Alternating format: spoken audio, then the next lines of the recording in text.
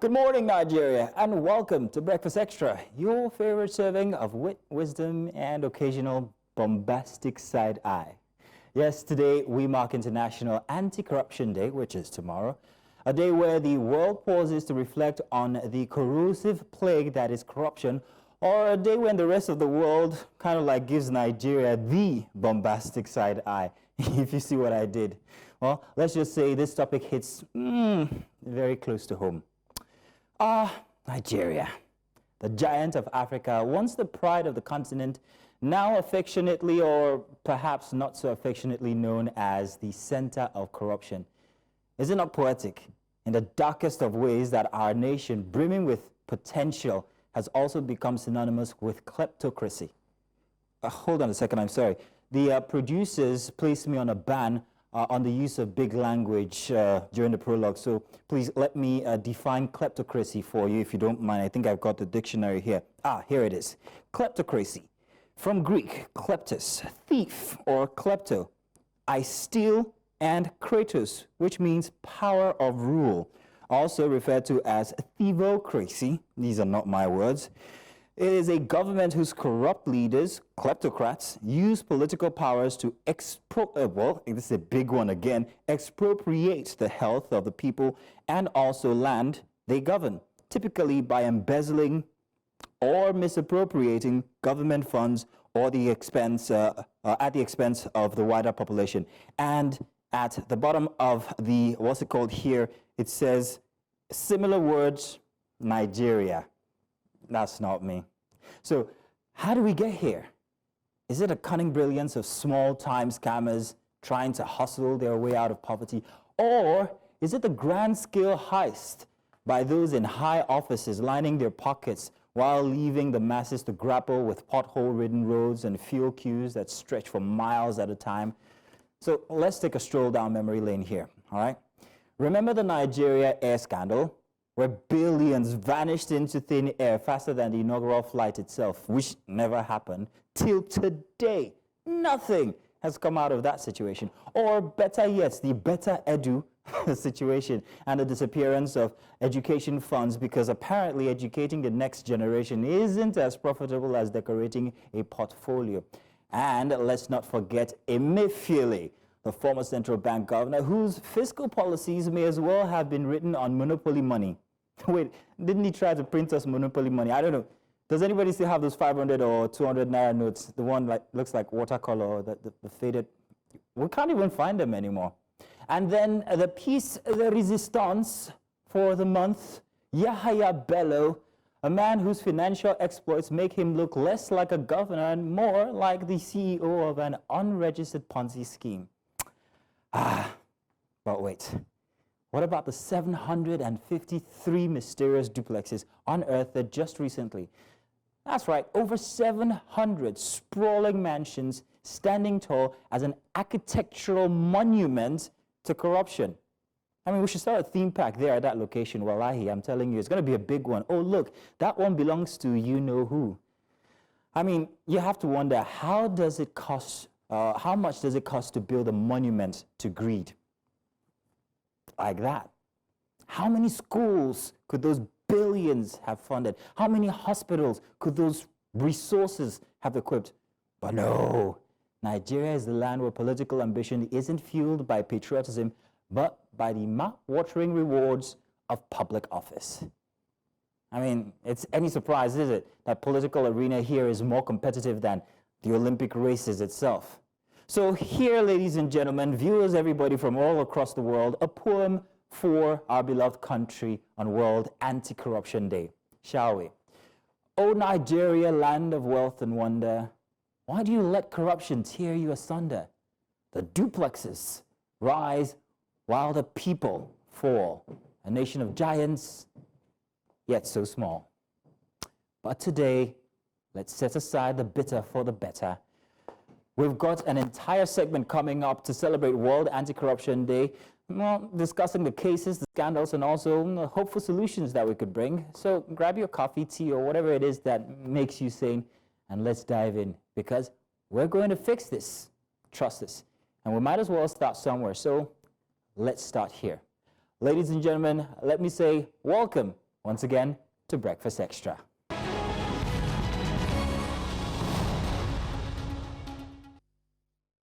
Hello and welcome once again to the Sunday edition of Breakfast Extra. And of course today all eyes are still on Ghana as its historic 2024 general elections took place yesterday, December 7th, with about 12 candidates vying for the presidency and parliamentary seats in 276 constituencies across 16 regions. The stakes were incredibly high.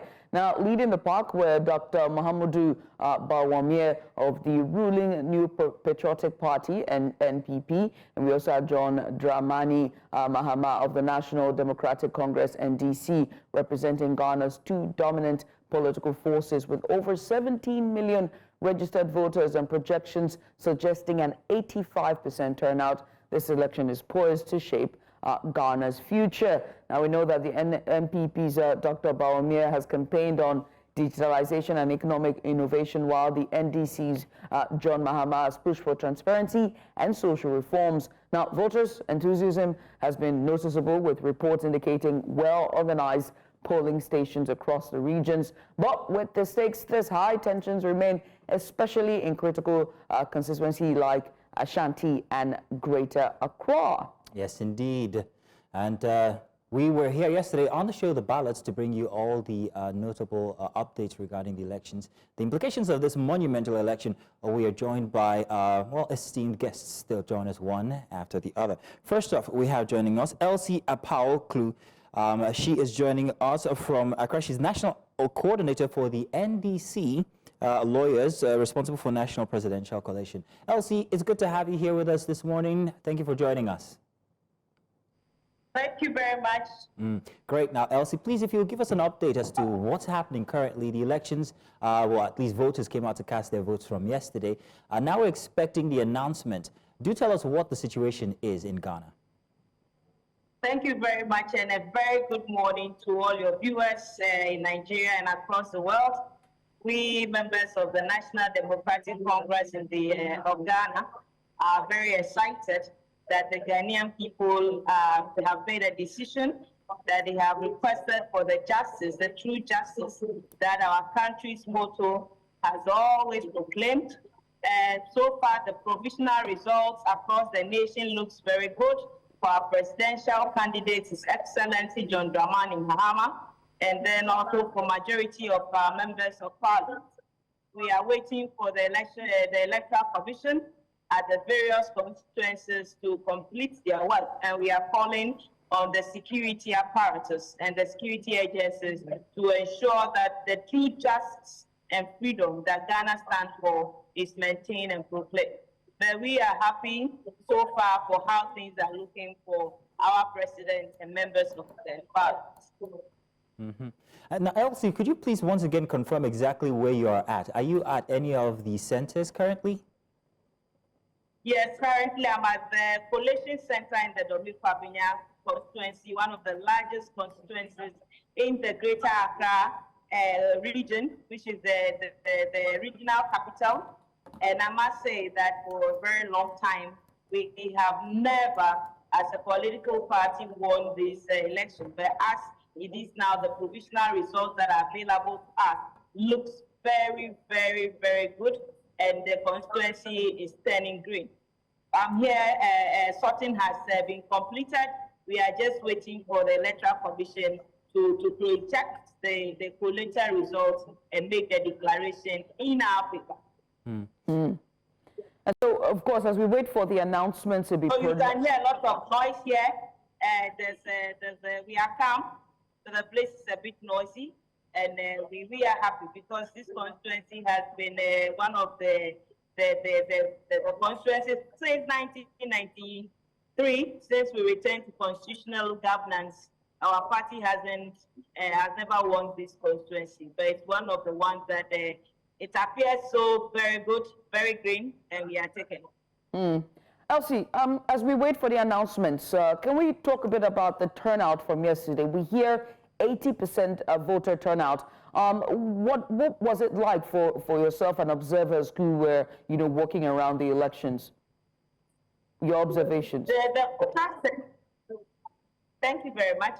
yes, the participation in the electoral process across the country from our observation has been quite low compared to the election of previous years.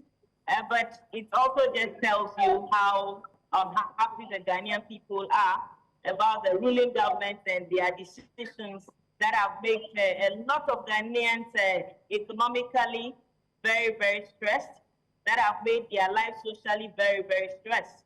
So it's a reflection of how poor the governance process of Ghana has been for the past 8 years, led by Nana Akufo-Addo and his running mate, and his vice president, Alhaji Bawumia. Elsie, your passion for John Dramani seems to be quite obvious. So we're wondering exactly what the difference would be as the results are yet to be announced, but what it would be like if Dramani actually does eventually win these elections. What would it be like for the people? Would it be a representation of how they feel about the current government? Or what else should we look for, toward or look out for? Please, can you repeat that question again? I started by saying that your passion for John Dramani is actually very obvious. And I was asking what it would be like or what the people should look forward to if he is to be declared the winner of the elections. Thank you very much for that question. Yes, I'm very passionate about Ghana, and I'm passionate about Ghana working again. That is why, as a professional, I have worked all out with His Excellency John Dramani Mahama and his team. His vision is to come back and reset Ghana. His vision is to come back and ensure that the democratic rules that guide Ghana, that we are respected for across the world, is sustained and maintained. The vision of His Excellency John Dramani Mahama is to ensure that corruption is minimized in our country.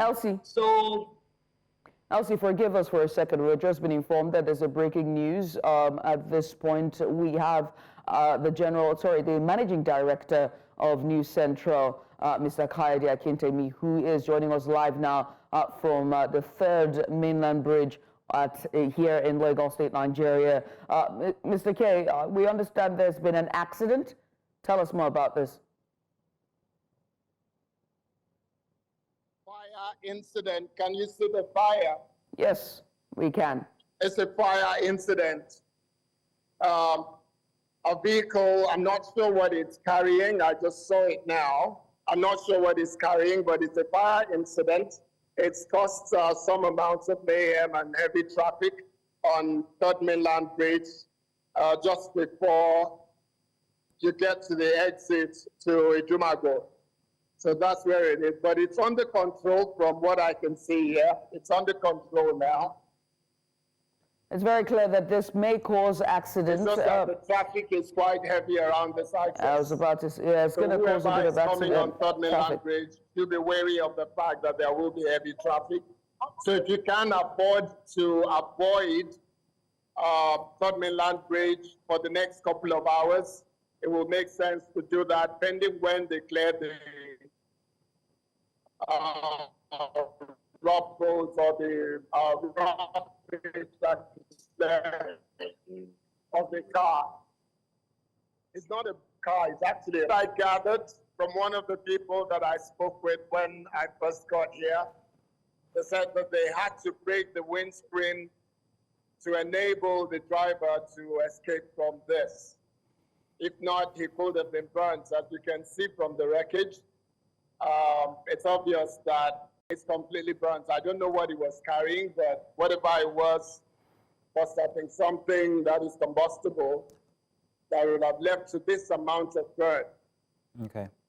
Now, Mr. K, we're not exactly sure what direction we're looking at. Is this heading to the island or away from the island? This is heading to the mainland. Okay. This is heading to so the vehicle that you see here are vehicles going to the mainland of Lagos. The other side of the road is free. The other side of the road is free. It's free flowing. Those who are going to the island, they're moving. The only traffic you see are people who are slowing down just to see what's going on this side of the road. But the other side, which is the one that's got heavy traffic is the area where the fire incident just happened. But fortunately, the Lagos State Fire and Rescue Service, they have come very quickly and they've been able to manage the situation. Obviously, the Lasma people are also finding their way here to try and control traffic. Not many of them here yet. Mr. K, do you have any information on whether there were any casualties, the driver of the vehicle, a passenger in the vehicle, or if it hit any person at all? All that I can say is just one individual.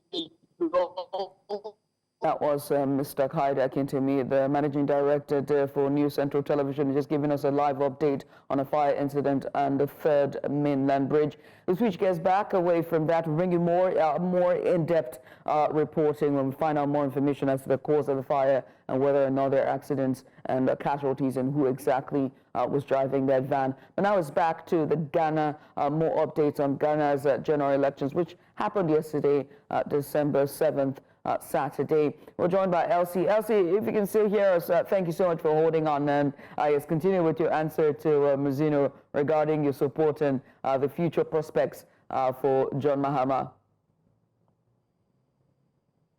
Okay, that's first of all, let me comment, and I pray that the lives on the mainland of Lagos, they are safe with the unfortunate incident. I wish the family members and the people the best. I wish that the safety and that calm should be restored. All right, so back to Ghana, as I was saying, I'm passionate about seeing Ghana work again. And I'm passionate about the policies of His Excellency John Dramani Mahama. He is a transparent man. He is a man that is disciplined. He is a man that has hope for the ordinary Ghanaian. John Mahama's policy is to ensure that the trust in our education system is restored. In the West African region for decades, Ghana has been known as one of the countries with stable educational programs. That for some time in our history, we even have countries around us come to school here to better their education and go back home. But that has not been the case under the governance of Nana Akufo-Addo and Bawumia. So John Mahama is restoring the hope in Ghanaians. The economic sector of Ghana has been nothing to write home about under Nana Akufo-Addo and Bawumia. But John Mahama is coming back to restore the hope. So Ghana is looking for the best.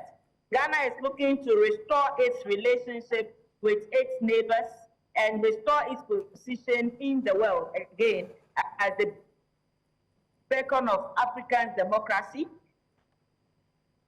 Ghana is coming back on track to ensure that the safety of its citizens are not risked, and John Mahama is coming back again to make sure that the economy of Ghana is restored.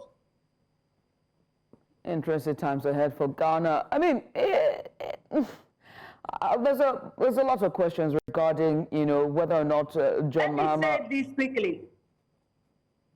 Go ahead, please. Let me say this quickly, that the extent to which the results are looking very good in favor of His Excellency John Dramani Mahama is to the extent that for the very first time in our electoral history, we are even taking up seats in the strongholds of our opponents. That should tell you the extent of our vigilance and the extent of how Ghanaian people have so much trusted in the candidature of His Excellency John Dramani Mahama and the NDC. I'm very confident that John Dramani Mahama is going to win the elections, hands down, and then the Electoral Commission will have no option than to make sure that the will of the Ghanaian people is restored and declared. Elsie, was it the party for John Mahama voted out in the last 8 years? Was it not dissatisfaction that voted them out? And what makes you believe that this might be in favor for him this time? I hardly can hear the last question. I asked, wasn't John Mahama and the entirety of the opposition party voted out the last 8 years ago? And what makes you believe that the tides have changed in their favor this time?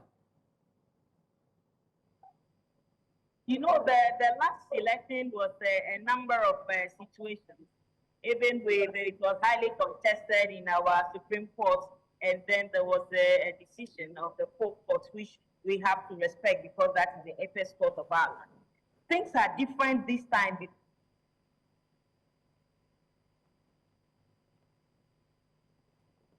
The party itself, compared to the 2020 election, it has been more organized.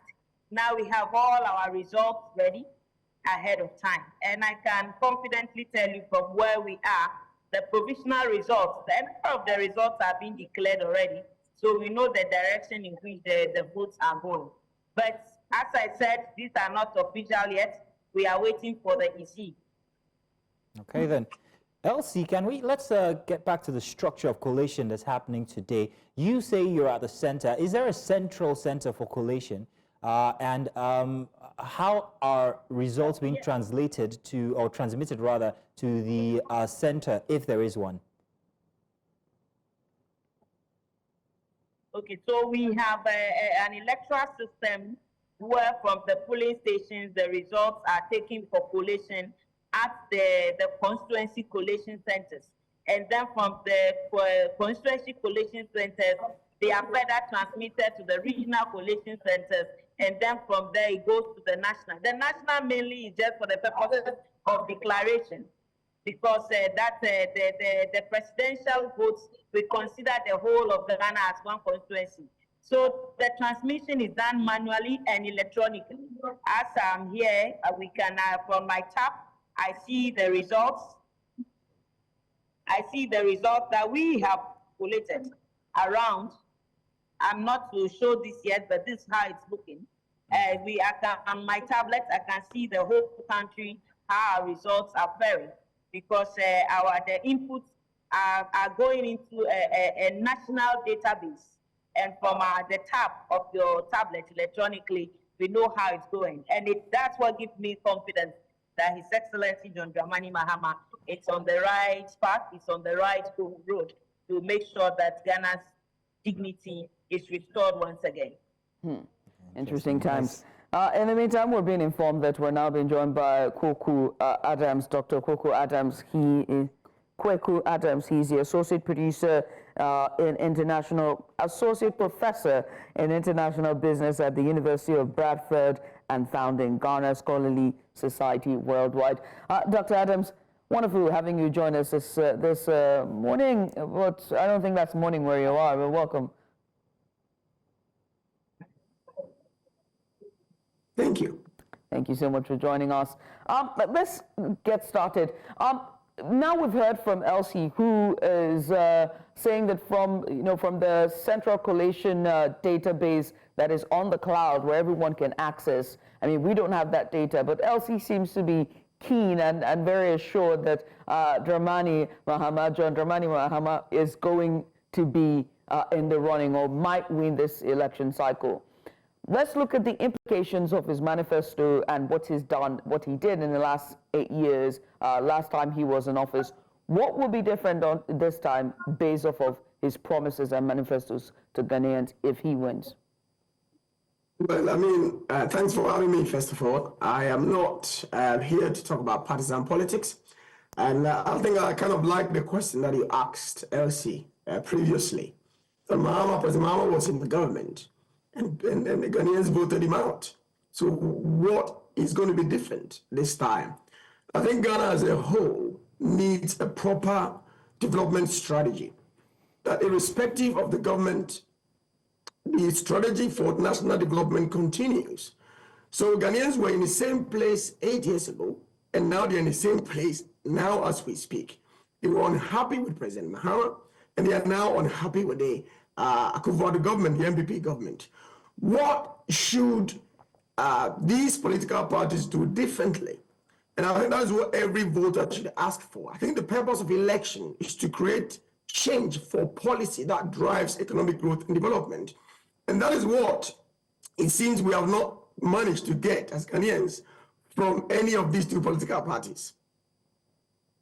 Kweku, can I ask, regarding the two different parties and the candidates, depending on who exactly gets into office this time, what policies or what sectors specifically are they going to be addressing?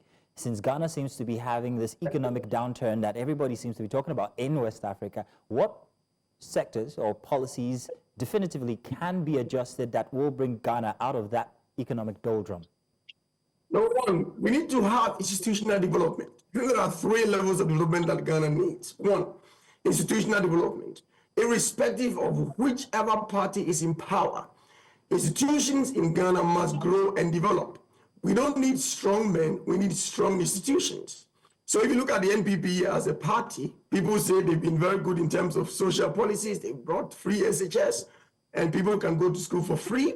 If you look at President Mahama, I've not lived in Ghana for many years. I've been out of the country for 22 years, and I do visit Ghana regularly. So I know what is going on, and I read the news as well. If you look at the record of President Mahama, he did a lot of infrastructure development, which is fantastic. So there are positives to each of these parties and what they have managed to do. What we don't have and what is not clear is a clear path to national development.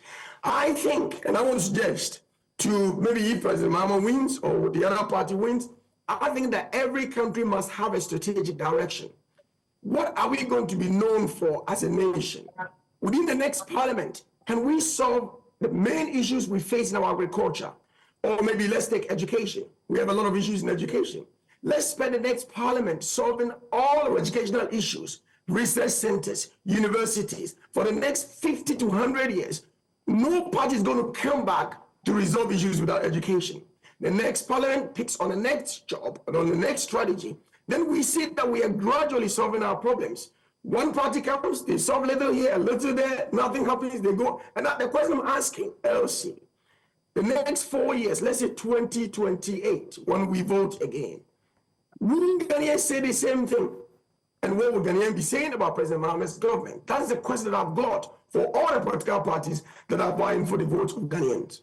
Well, Kuka, I'm not yet too satisfied with the response because I really need to know specifically if, like currently, the government is actually focusing on digitizing, and you also mentioned infrastructure. It seems like they've done a lot when it comes to education by giving free secondary education. So that seems to be doing well.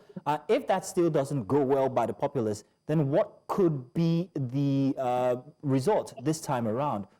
Could it be perhaps maybe a policy that helps ease of business? Or what exactly are the things that Ghanaians are groaning for that should be tackled in this coming dispensation? Specifically. If you look at any growing democracy or any very well-developed economy, the center of power lies with businesses. It doesn't lies with the government. There are 3 economic agents in every economy. We have the individuals or the people, the government, and businesses. In the US, businesses are strong. In the UK, businesses are strong. The government supports businesses to grow. So the decisions doesn't lie with government. Government only makes policy to support the businesses. Unfortunately, in Africa or in any weak democracy, you see the government having a much more stronger hand than businesses. We need to find ways to grow businesses. If you look at UK data, for example, the Office for National Statistics says that 65%, or let's say even over 60% of UK GDP came from small and medium-scale enterprises. We need to develop our entrepreneurial system.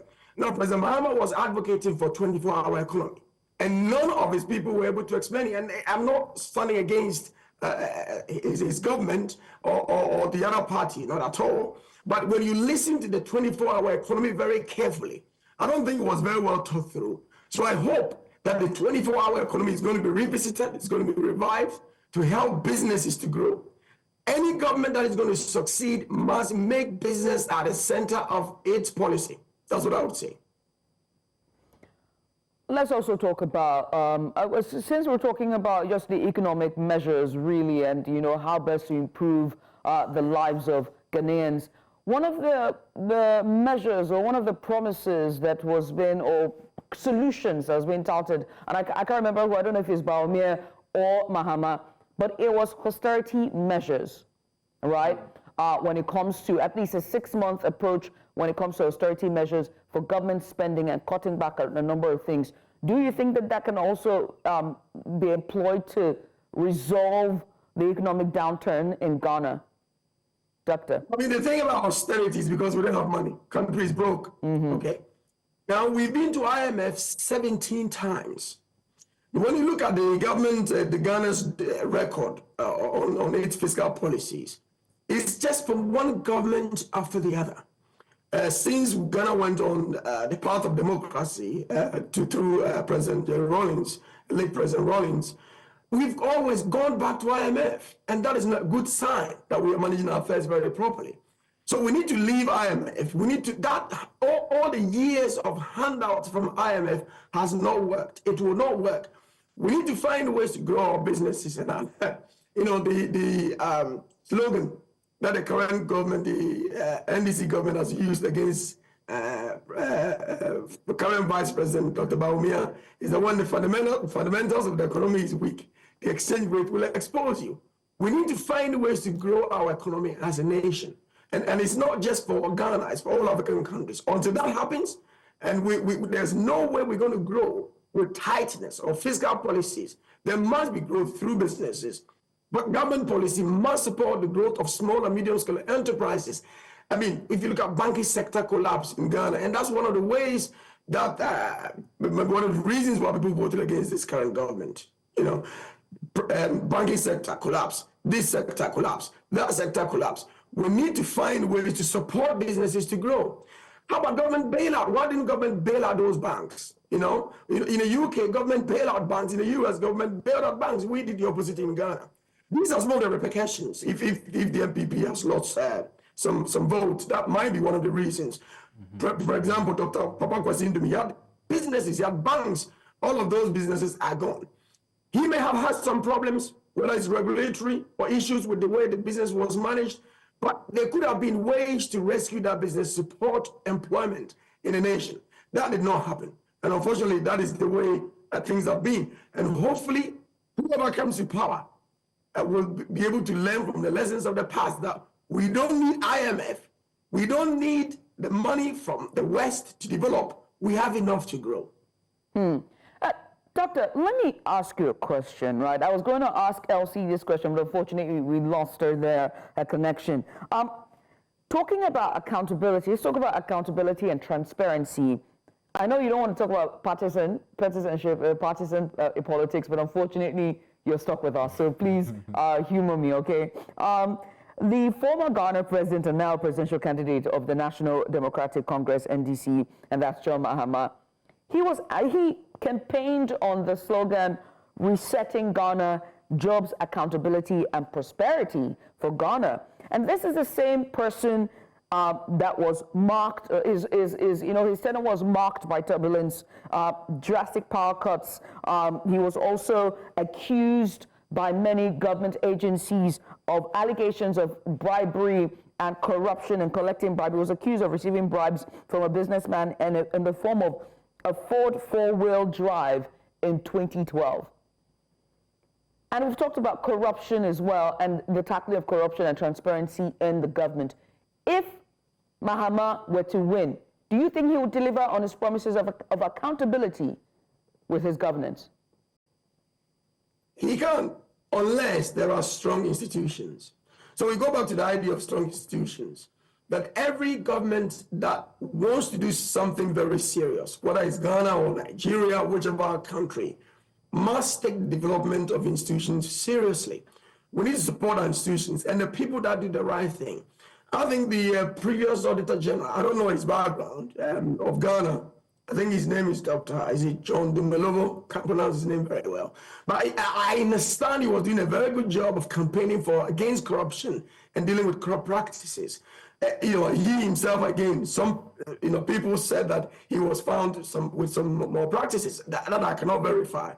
But everything goes back to institutions. We need to develop institutions. President Mahama and the NDC government cannot and will not be able to do anything unless they are willing to develop strong institutions, not strong men. So let's see if it's going to start on that basis, that let's find the Auditor General's Department. What can we do to strengthen this institution? Let's look at the ministries. What can we do to strengthen institutions? We need to promote our institutions rather than people, because people may not always be there, but institutions will always be. And, hats out to President Rawlings. He did a lot for the nation. President J. Kufuor did a lot for the nation. Every government that has been in power has done something, and Ghana is gradually growing, but we are nowhere near where we're supposed to be, given the amount of resources we've got. So to answer your question, sorry to say, President Mahama cannot do anything unless he surrounds himself, one, with the right people who love Ghana and really want to make a name for themselves for bringing a change to Ghana, not to line their pockets with money and take girlfriends for holidays. We need people or politicians who are truthful and they want to make a name for themselves. We need strong institutions. We need to support our businesses. We need to support the youth. I think the Ghanaian youth must put themselves together to form what I want to call for now the Ghana Youth Development Agency, where at the end of every year, the youth will have a town hall meeting to have a conversation about national development. What are we doing? What has the government done? What do the government needs to do? What do we need to do? What are the key stakeholders that we need to actually grow as a nation? There is none of these conversations. Everything is decided by the politician, and that's not good for the people. So that's what I think. If President Mahama is going to be able to change anything, number one, he must surround himself with the right people. He must develop the right institutions. Any government that comes to power needs these things to succeed. Dr. Adams, anybody who's coming into power now has to have the interests of the people at heart. Dr. Bawumia was once the central bank governor, and he has been touted as a financial guru, an economic guru. And when you look at the Ghana cities, how it's doing against the dollar, pretty much doing not too bad.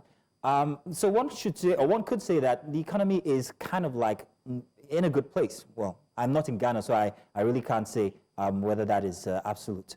However, for the case of the opposition, now Dr. John Dramini, what credence do the people have, or trust do they have in his ability coming into office? This is not his first time, by the way, of tasting power or being in a position to be able to help the people. So what trust do the people have in this individual, especially as it's seeming that he might just be the one who might just take the elections?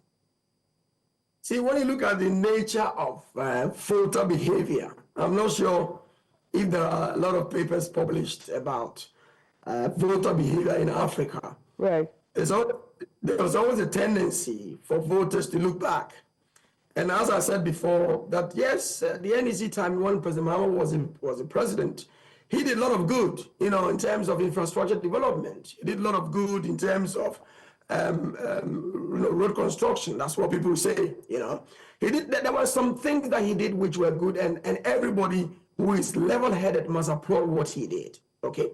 However, there were issues that were not properly resolved during his tenure when it comes to the economy.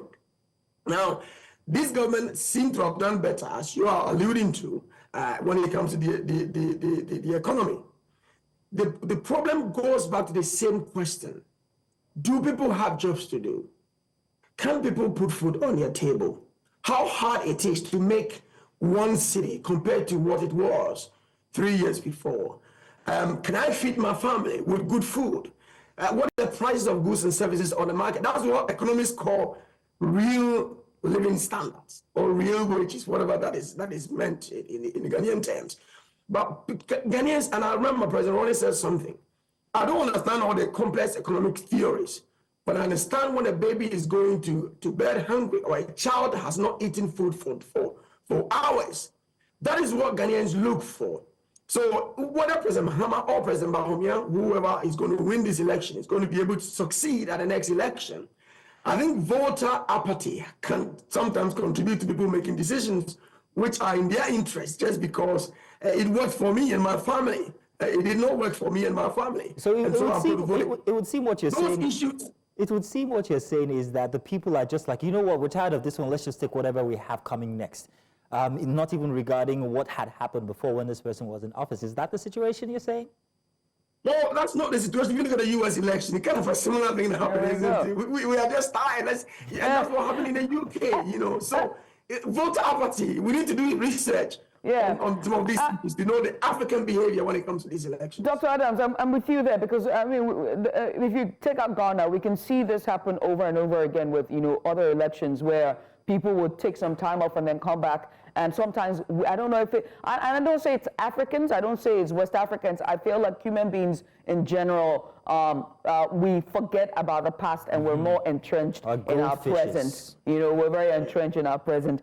But Doctor, let's talk about the problems that Ghanaians are facing. Let's take a look at them, shall we? And there are quite a number of them if one were to touch on them. Now, we've been focusing on the economy, but there's another conversation that needs to be had. Now, this administration in the past 1 year and some months have been plagued by the illegal mining galamsey debacle that has, you know, affected the administration. And the way they handled it has been questionable, one would say, and how it's been handled. There's also been the hashtag fix it, hashtag fix it now. There's also been the power cuts as well, where the government is owing about billions of dollars, if I'm correct, to the power producing a company who provides the power to Ghana. But let's start with galamsey and the illegal mining and pollution.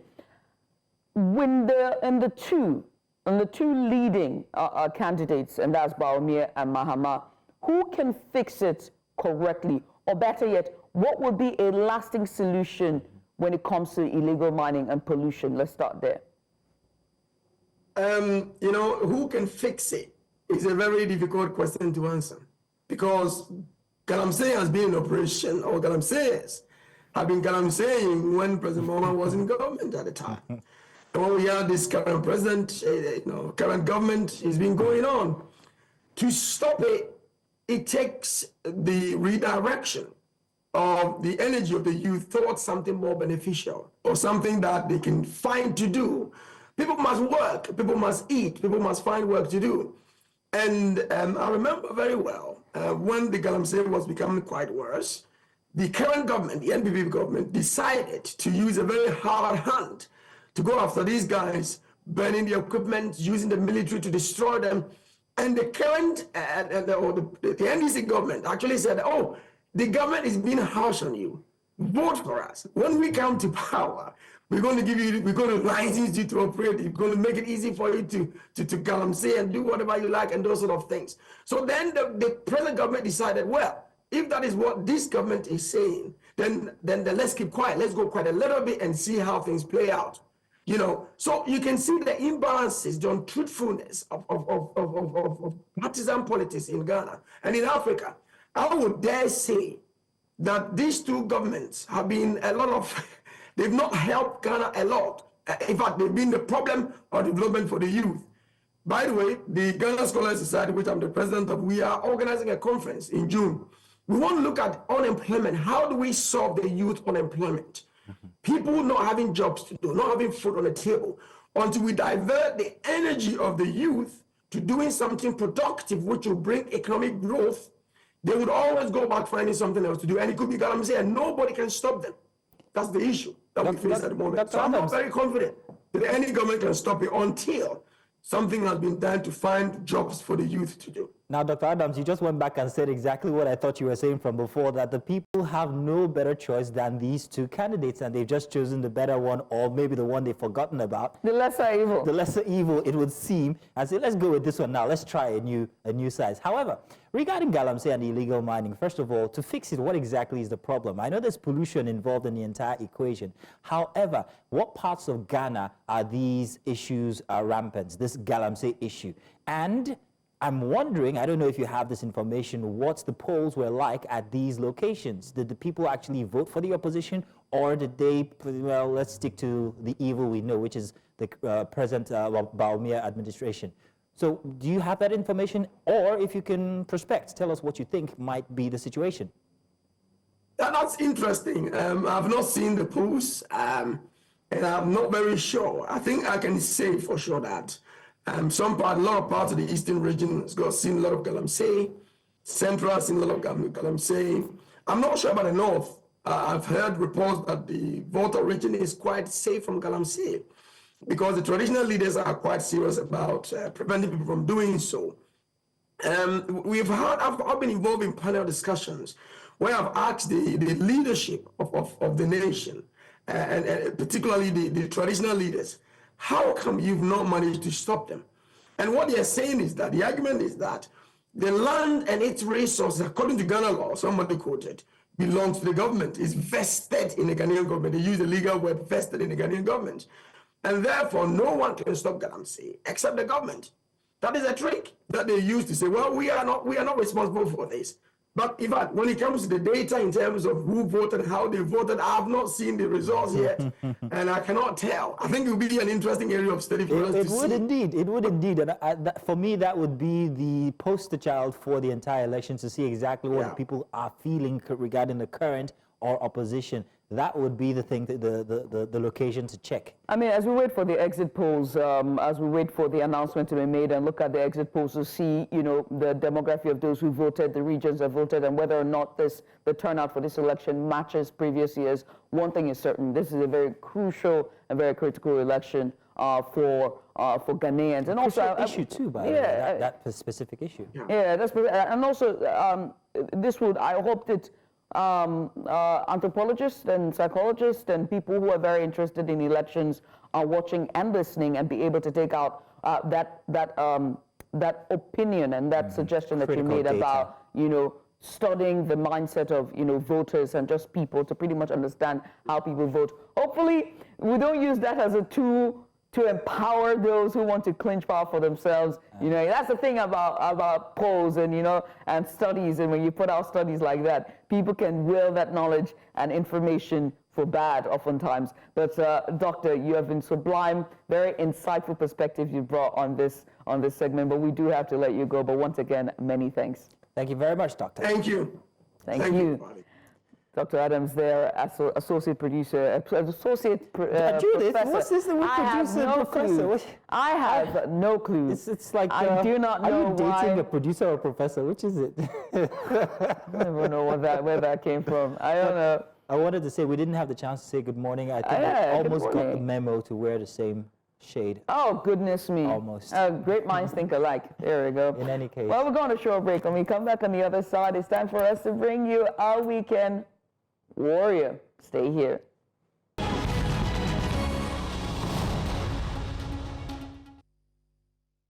Ladies and gentlemen, it's time for our weekend warrior. And oh, what a warrior it is this weekend. It's female, just to let you know. Netumbo Nandi-Ndaitwah. Now, her emergence as Namibia's president-elect is a watershed moment in both her nation's history and also the broader African political landscape. As the first woman to hold Namibia's highest office, her election is a powerful affirmation of her leadership capabilities, whether you like it or not. Also, her diplomatic finesse and unyielding dedication to national development. Now, this has been on the lips of people and discussions through the week. A Namibian stalwart of Namibian politics, Ndati, her journey is one of the most resilient that you'll ever hear. A trailblazer, one with plenty of achievements and also unparalleled commitments to public service. Her 2024 victory, which secured 57% of the votes, speaks volumes about the trust and also the confidence that Namibians have placed in her. They've placed that confidence in her to lead the country into a brighter, more inclusive future. Now, her career trajectory is nothing short of remarkable, exquisite actually, having served as Namibia's Deputy Prime Minister, Minister of International Relations and Cooperation, and Vice President of the Southwest Africa People's Organization. Nandi-Ndaitwah has cemented herself as a force in shaping Namibia's domestic and foreign policies. Her expertise in governance and her deft navigation of international diplomacy have earned her recognition far beyond Namibia's borders.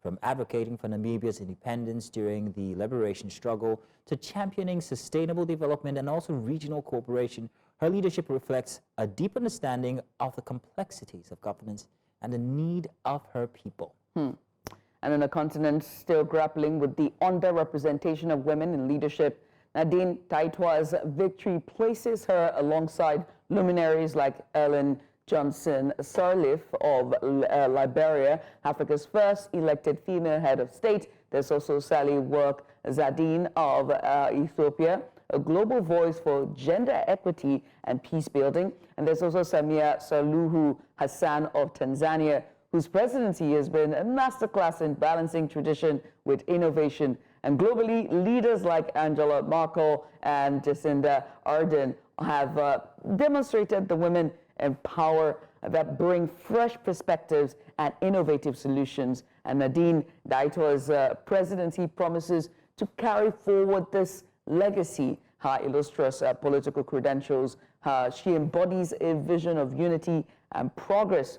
And she has promised to tackle Namibia's pressing challenges, including unemployment, inequality, and economic diversification, while staying true to the ideals of inclusivity and opportunity for all. Her presidency is not just a victory for Namibia, but a source of inspiration for women across the continent, demonstrating that there are no limits to what women can achieve in leadership. So as Namibia reaffirms its status as a beacon of hope and progress, Nandi-Ndaitwah's success sends a resounding message to Africa and the world. A future led by women is a future full of promises. I like the sound of that. Absolutely.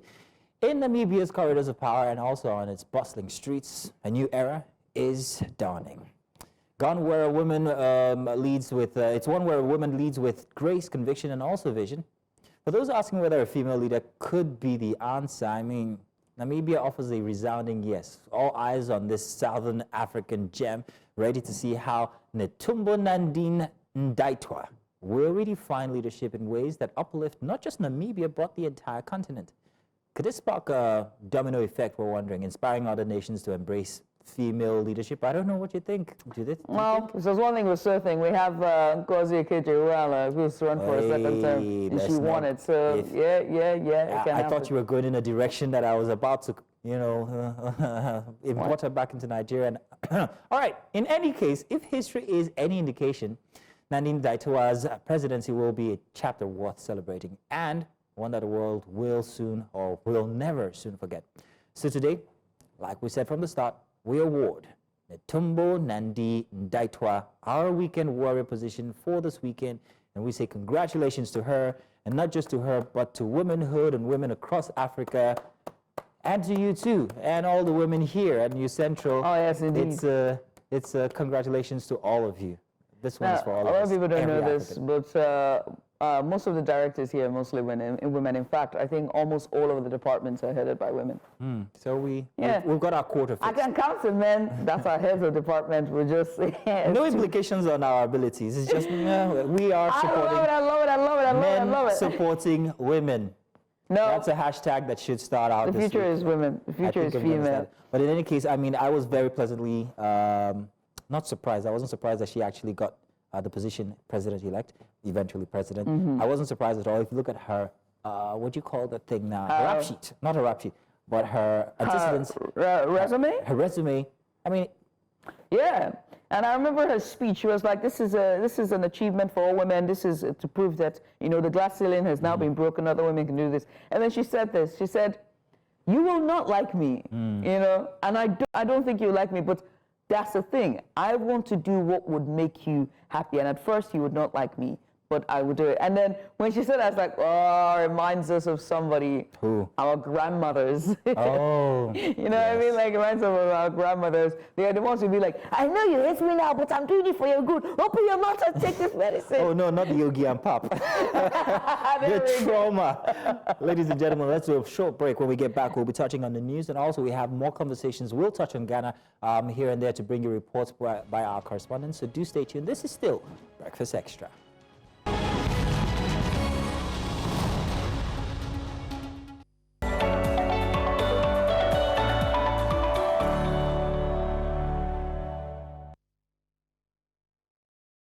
Hey, welcome back to Breakfast Extra. It's time for us to bring you our big report for today, and we take you to Maiduguri, a city once synonymous with hardship during the height of Boko Haram's insurgency. Once marked by curfews and fear, Maiduguri is now embracing a vibrant resurgency as nightlife returns and businesses thrive. From local restaurants staying open late to bustling entertainment spots, the city is proving that resilience and hope can rebuild a community. And our very own Umaru Kirawa, News Central's correspondent, captured this remarkable transformation in a compelling report that highlights the tenacity of Maiduguri's people and the factors driving this economic recovery. Let's take a look at this package. An environment usually dominated by fear and uncertainty, but now residents are taking the opportunity to reclaim the vibrant social life that was once lost. One of the bustling roasted fish spots at Circular Road axis in Maiduguri has now become a hotspot for those seeking a lively atmosphere and a variety of edibles. We give the Almighty God thanks for the security in Borno State.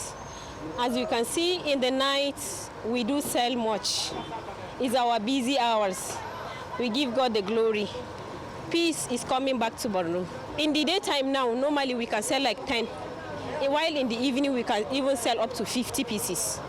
Local security forces and the popular civilian JTF and other vigilante groups working together with the Nigerian military and police have helped stabilize the region, allowing the city's social activities to flourish once more. Alhamdulillah, naptangaliwa ya pandena buroro umia aregi. Ama andero loktu dia sa sarana mandigi kama kliwa seleda 24 hours solena mandigi kaso dia kalkalo bulandi enda. The level of peace in Borno State, in Maiduguri particularly, is splendid. It's very lovely. Initially, you know the movement in this state. When you're walking, your shadow is a suspect. Your shadow is a suspect. But now, with the level of the effort of the state government, the movement in Maiduguri, when you are moving, even though your shadow is still following you, you are comfortable. You understand? Except if you engage yourself in unwanted activities. Baranzalan, putting the tuna chaburon and lewapa. Sarah Compatroga and Aquala and Rimlewati at Tarsam, you mean to learn Kalale to Senior Fatrogan. Tindanilla, General Governor Askan de Plena, and they look to Sarah, a welcome by Zoikalai Balan. It is that time of the year that the Igbos and other ethnic groups in Maiduguri also wine and dine to their fullest. Unlike how it was before during the Boko Haram insurgency and the whole crisis, like Maiduguri has been a very peaceful place. You won't even believe that, like we barely have some issues because of how peaceful it is. We are enjoying the state more than ever before. Maiduguri, in fact, Maiduguri, I don't think there is any place like Maiduguri. Maiduguri, we are doing our business never before. We are enjoying the state, honestly. Maiduguri is, there is a lot of money in Maiduguri, and Maiduguri people, they accommodate many of us here. Because some of the local government are still affected, but there has been a tremendous success in the fight against insurgency, and we must say that the government, they are working. Gas meat and more suya and banana juice spots have reopened to cater to the growing demand for nightlife entertainment. I'm from Enugu State, Nigeria, in Suka precisely. When I was coming here, even my mother did not even allow me to come here because he said I will die, they will kill me. But I said, Mama, anywhere you are, if death come, you will go die, it's a must. So I took the courage, I came to Maiduguri, see me here today, nothing happened to me. And I bet that nothing happened to me up till I finished my school. The peaceful environment has made things so very unique in terms of restoration of peace. And we thank God, honestly, with the way things are going, we strongly believe that normalcy have returned. Gaskiya yanzu alhamdulillah kasuwa tana tafiya daidai yadda ake so. Mun gode wa Allah. Gaskiya idan da so samu ne gwamnati da Allah ta dan duba mu ta dan kara mana lokaci akan wannan abu. Shine iya rokan da zamu yi a gure shi. For so long, residents could not even think of going out at night because of the risks. But now they feel safe again, giving a sense of normalcy. In Maiduguri for News Central, Umaru Kirawa. What an incredible look at how life is bouncing back in Maiduguri. Absolutely loved that report. It's such a good, feel-good report.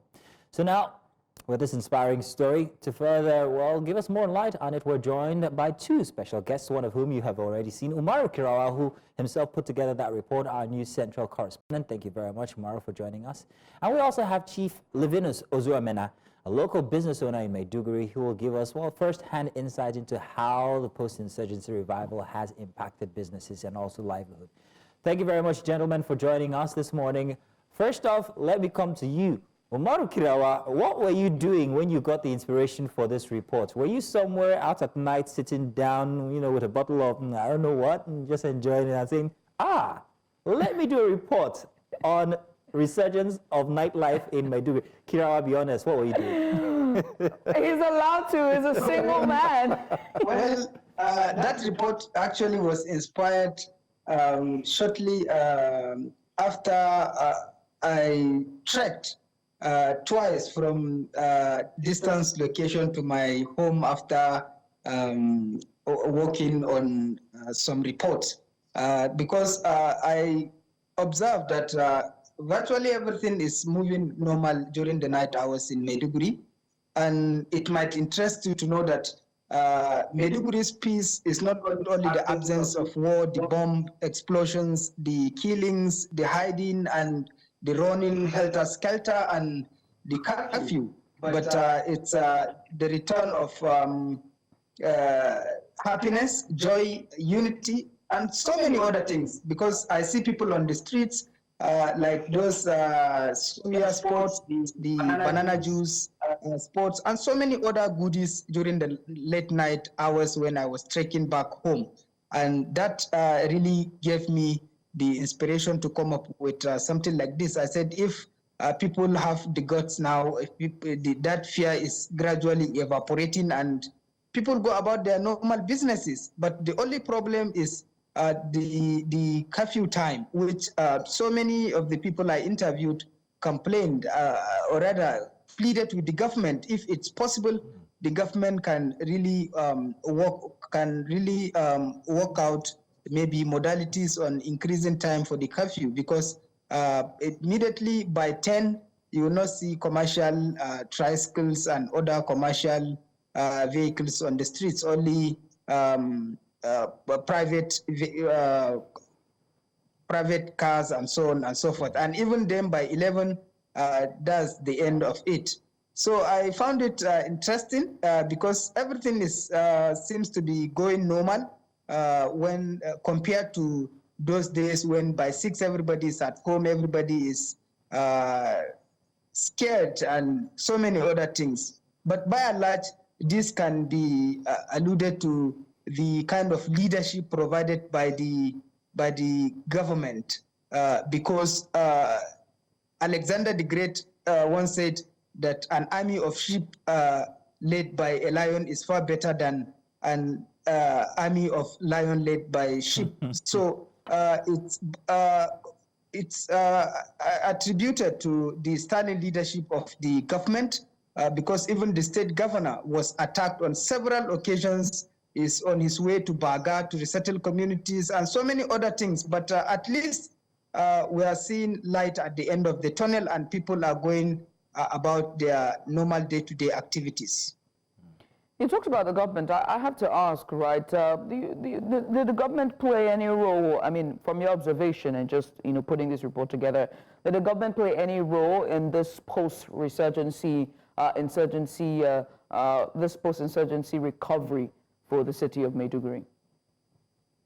Yes, both natural, because the government has everything in its hand, the security forces, and of course the people are law-abiding. They have to work in tune with what the government really want to ensure peace thrives. So the government really played a critical role in ensuring the return of peace, particularly the effort of the state governor. We've seen the emergence of the civilian JTF and the support the civilian JTF are getting, and of course, the massive surrender of Boko Haram fighters and ISWAP fighters who have been fighting the government for yesteryears. It's a well-known fact that Boko Haram has been enlisted for 6 consecutive years, for six consecutive terms by the Global Terrorism Index as one of the deadliest terrorist group in the world. And so I think the effort of the state government in communicating to the people in the language they understand, particularly the terrorists, for them to repent and then surrender to the government, it has really helped in the return of normal day-to-day activities in the state. Okay. Chief Ozoemena, let's come to you, a business owner in the state. And, well, like we saw from the report, it seems like business is thriving, but it wasn't always like that. Could you give us an idea of what it was like owning a business in Maiduguri before compared to what it is like owning a business in Maiduguri currently? Thank you, my brother. You know, Maiduguri is the most peaceful state you can live in Nigeria. If you are hearing Maiduguri is peace, home of peace, it's indeed home of peace. In spite of the insurgency, peace has returned to Maiduguri. You won't even know something happened to Maiduguri before. By the help of the state governor, the workaholic governor, Professor Omar Zulum, have done a lot in terms of security, in terms of making sure that peace returned to Maiduguri. And today, at daytime, at night, everything as usual. You wouldn't know or recognize that there is a time you cannot come out in the daytime, talk less of night. So it's just like a miracle. Okay. So we thank our state governor and also thank His Royal Highness Bishop of Bronu, who is indeed a father and a father for all. Okay. So as you can see, there is peace and business is really booming. All right, Chief Ozoemena, how did this affect businesses before? I'm talking about the insurgency. What kinds of businesses absolutely had to close down? And now that we are seeing that peace has returned, which businesses are taking off faster? Initially, almost all business are closed down because you can't afford to come out. If you come out, you won't see anybody buying or selling. People suffered a lot. It's not easy at all. Today, all the whole business have opened. I don't think there is any business that is not booming now in Maiduguri. All right. We know at local government level, yes, we still have problems. But gradually, the local governments are coming back. Because I can see the state governor is working towards it so that the local government can go back. In fact, most of them have gone back. But gradually, things will normalize again. You know what happens to Maiduguri is not easy. Not all states can withstand it. Let me ask you about, the businesses as well, and just the business owners, and also the reception of the people accepting this new economic boom and this new resurgence of, nightlife activities. How are the people accepting it? And also, has there been any, turbulent time, trying to get back to its past glory in terms of business? Yes. Was it easy? For instance, just like my brother said earlier, there are still, we have to be security conscious, even though peace have returned. It won't be a dead job. Definitely, it will affect night business. As long as the business has to close, there is coffee by 10. So people have to obey the law. So those people doing business in the night, it will surely affect them because everybody will be trying to get back home in time and never to be involved in any arrest. Thereby, it will be affecting those people doing business in time. People selling like medicine. If there is, maybe somebody is sick in the night and you want to take that person to hospital, it's difficult because you will be avoiding the security challenges. So we appeal to the state governor if he can help to adjust it because peace have definitely returned. He has done so much and we acknowledge that. Okay. Now, Chief Ozoemena, I'm going to come to you But I also want to ask Kirawa this same question. When it comes to businesses, you find that investments have to come first. What exactly are people investing in Maiduguri currently, since after the insurgency? Why, you want people to come and do business? I want to do so they business can get in business Maiduguri if tips. it's There we possible. go. You should have just said, So what can I come advise and invest in? What can I do now to get quick money? What exactly? What can I do in Maiduguri to get quick money? Sharp money, sharp. What do people want? Kirawa, please, and then, telling using English. Kirawa, please go first. When certain money cannot work, we need the government to bring back industries. If there are industries here, companies, people can afford to be employed, and it will reduce insecurity, because unemployment can lead to insecurity. If there are companies working here now, people can be employed, and that will help people to have something doing. It said an idle man is a devil's messenger.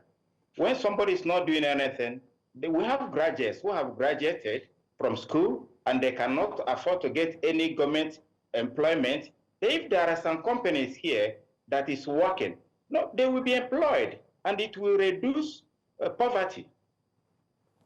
So in terms of business you can do, Maiduguri is known for fish, beans, all these things, they're already at work now. Formerly you cannot, but there is a place called Baga Market.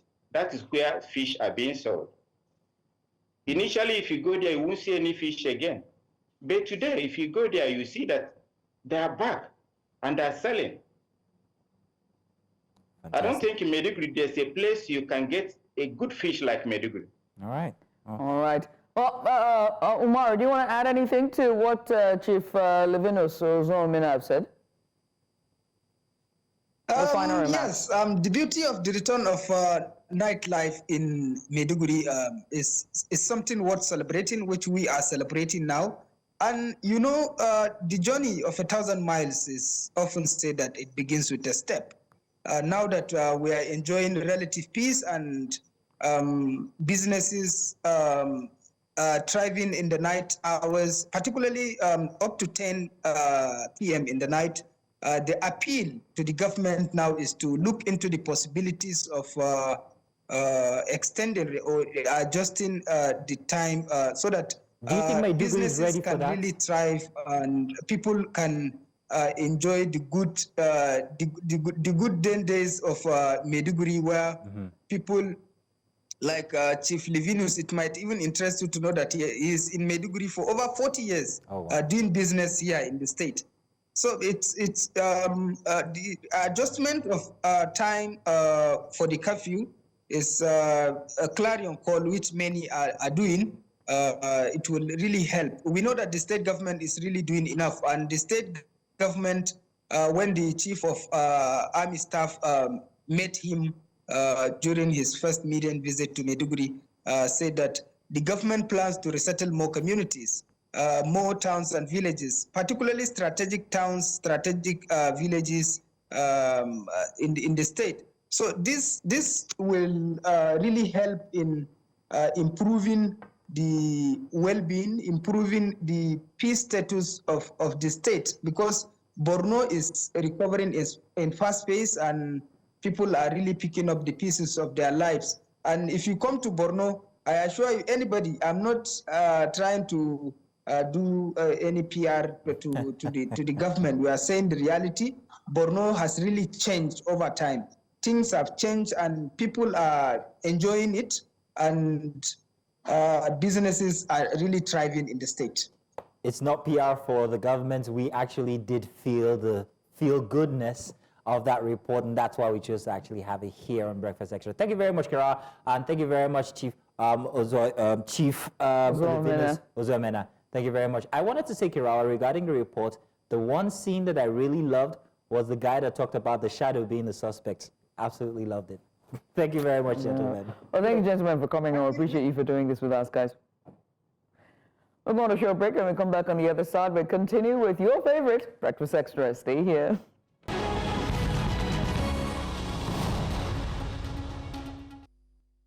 Back once again. It's right smack in the middle of the show. Now, let's take a look at the global community in the marking rather of International Anti-Corruption Day. Yes, it's supposed to be tomorrow. It's a day dedicated to addressing one of humanity's most persistent issues, and that's corruption. Oh, I know, it's so loud, hitting so close to home when we talk about that, especially here in Nigeria. Corruption in its many forms, it continues to undermine economic progress, social justice, and also good governance worldwide, not just here in Nigeria. In Nigeria, however, the effects of corruption have been devastating, to say the least, costing the nation billions in lost opportunities and crippling essential sectors like education, healthcare, and also infrastructure as well. Now, according to a PwC report, corruption costs Nigeria about $1,000 per citizen annually, while the ICPC and also the EFCC continue to uncover staggering cases of fraud and misappropriation that spotlight the fight against corruption with a focus on accountability in recovered funds. Let's not forget the duplexes.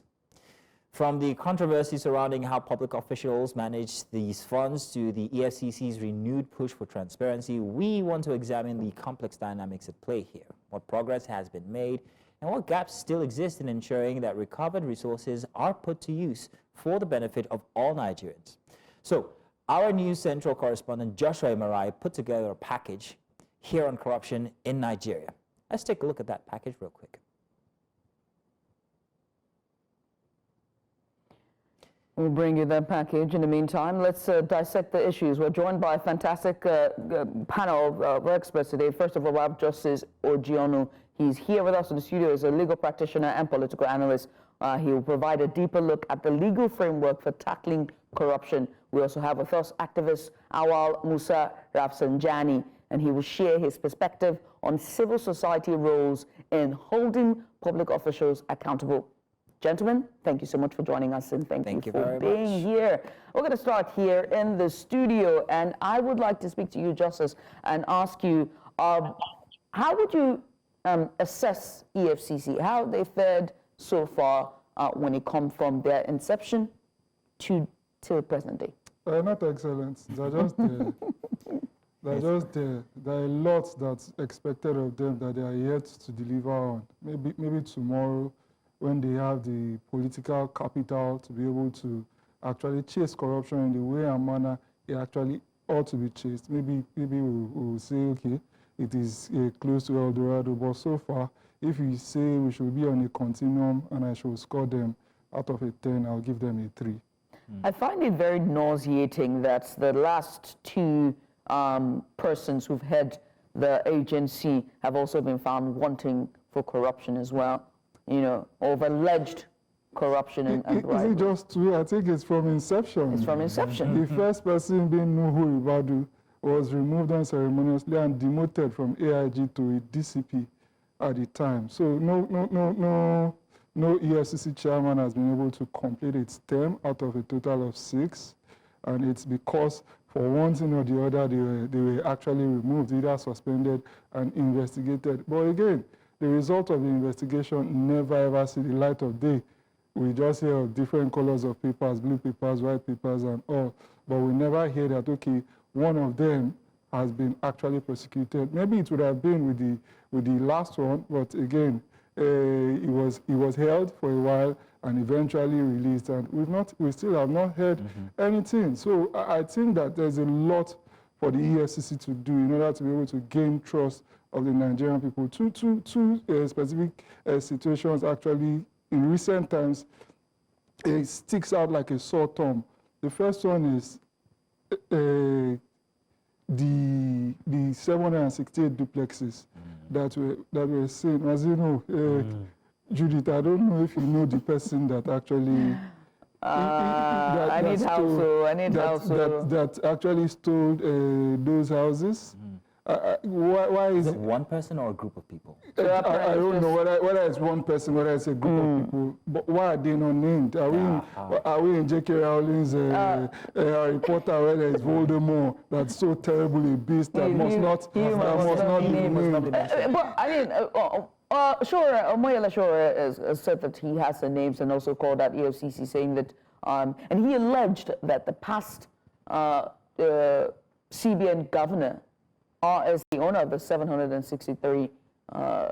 It's still alleged. Alleged. Okay, yeah, it's alleged. And should we hear it from the mouth of Omoyele Sowore? Should it not be the EFCC? Why is this the exception? Why have they have always named to shame, especially every other person that they said they alleged has stolen one or two things, including with media trials. Exactly. Yeah, trial by jury. What do they call it? Trial by media. Yes. I tell you, I've been informed. Mr. Rafsanjani, I just wanted to say that we're going to come to you. I have a question for you, but first we want to play that package which I spoke about from earlier from Imarai, our correspondent. So let's take that package, and when we get back, I've got a couple of questions for you. We'll be back. Let's see this. The call to shun corruption and financial crimes took center stage as Nigeria's anti-graft agency, the Economic and Financial Crimes Commission, held a town hall meeting to mark the 2024 International Anti-Corruption Day. The event was attended by student groups, Transparency Organization, and anti-graft crusaders who converged at the EFCC headquarters in Nigeria's capital, Abuja. In his speech, the EFCC chairman says that the commission remains committed to ensuring that no recovered funds are relooted. And we said any money we recover or property we recover, we will not allow it to be relooted again. So we are not just going to recover and go to sleep. No, we'll monitor what is done with it. So we are proud to say that well over 20,000 civil servants have also benefited from the Credit Corp project that they use the process of crime recovered by EFCC to also support, in addition to net fund. Panelists at the town hall session urged Nigerian youths to become agents of change within their respective communities. Young people, you can be agents of change. Nobody's going to do the work for you. We're helping you to do the work because this is your future. If you see something anywhere, even if your father is a minister and is corrupt, speak out. It is important that young people begin to understand that there's a huge implication for supporting corruption and corrupt people. Otherwise, I cannot understand how somebody, will be standing trial in court for corruption, for looting, and then youth who are hungry will now be rented to go and be supporting that kind of person. The town hall meeting highlighted the importance of collective responsibility in fostering transparency in the country, urging young Nigerians to join the fight to entrench a corruption-free nation. In Abuja for News Central, I am Joshua Imarai. Now let's come over to you, Mr. Musa Rafsanjani. We just saw you there inside of that package. There might be things that we couldn't accommodate inside of the package, so perhaps maybe you'll tell us what transpired or during the bits event that we missed for that town hall event. However, now taking a look at that, you were actually at that event. Were there any considerations given to the recovered spoils from corruption, how they would be used or put back into the system that could help the less privileged or people generally? Were there any thoughts to that? Did they speak on this? Mr. Rafsanjani. Thank you very much, and good morning, viewers. First, let me say that we need to cast our mind back in terms of how EFCC has emerged, or let me even say generally, both EFCC, ICPC, and other anti-corruption came on board, and why they have to be, in place in order to help rescue the country from monumental looting and waste by some public officials. You have to remember how our country has been deeply damaged, its reputation been damaged, how politicians and public officials are simply destroying the integrity of this country and putting Nigerians into unnecessary hardship as a result of their reckless and irresponsible looting. Now, if you do not have agencies like EFCC, ICPC, the kind of democratization of looting and stealing you will see in this country will be unimaginable. So we know definitely our institutions generally are weak, but I can assure you that if you do not have EFCC, ICPC doing what they are doing, the kind of things we will see in this country would be something that would be completely inconceivable. So what do? Do we just condemn them, or do we give them the support and ensure that we advocate for strengthening the gaps that exist in those agencies? I think for me, given the kind of ramification of the corruption in this country, whatever we could do to support and strengthen the anti-corruption efforts in this country, it deserves to be done, because this is our future. This is our country that has been put into a serious developmental challenge. And EFCC, ICPC, and other anti-corruption agencies, they are doing their best, but within a very complex political system that does not allow institutions to operate independently in the manner that they can be able to do their work. So within this context, you still find some Nigerians who are able to give their life, because the work that these anti-corruption agencies are doing, if you see the kind of attack, physical attack that they are receiving from the, either suspect or from the corrupt people, is something that you need to really salute them.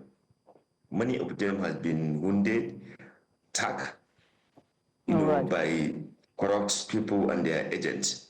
And what is the gain? The gain is just to make sure that our country is run responsibly and the resources that are meant to be used for development are applied judiciously. That's the work that the EFCC, ICPC, and other anti-corruption have been doing to, ensure that they bring some level of sanity in governance. I tell you that if you remove or abolish these anti-corruption agencies, what you will see in Nigeria with the reckless public officials and politicians, is something that we cannot desire to have. So yes, I know they are not 100% perfect, because they are human and they are working under serious challenges of lack of resources, because the same politicians are depriving them from having resources. For example, code of conduct is even a constitutional creation, but the politician, they have refused to fund that agencies to do the work that they're supposed to do. So they are making them difficult to perform their work, because the politician or the public official, corrupt public official, they did not want code of conduct to work so that they can verify the asset declaration they declare, which in many instances are bogus and untrue. But because of the challenges of resources, the code of conduct cannot verify the claims of all the politicians. So they succeeded in doing anticipatory declaration. Politicians refuse to allocate resources, to the code of conduct and anti-corruption agencies doing the work. So I think, what we need to do in Nigeria as responsible citizens is to see how we can, support the strengthening of these institutions, demand for accountability, so that, the system work very well, rather than condemning them, in my opinion. Okay. I mean, one of the things I take away from that is, besides just strengthening our systems and making sure that this agency's work, is also lack of funding. And that seems to be the rhetoric when it comes to all the MDAs. Every ministry, every department, every agencies, they always decry the case of lack of funding, which would aid them to do their jobs very well. But let me come to you, Justice, for my next question. And it's pretty much about, looking at the legal framework when it comes to effectiveness as well.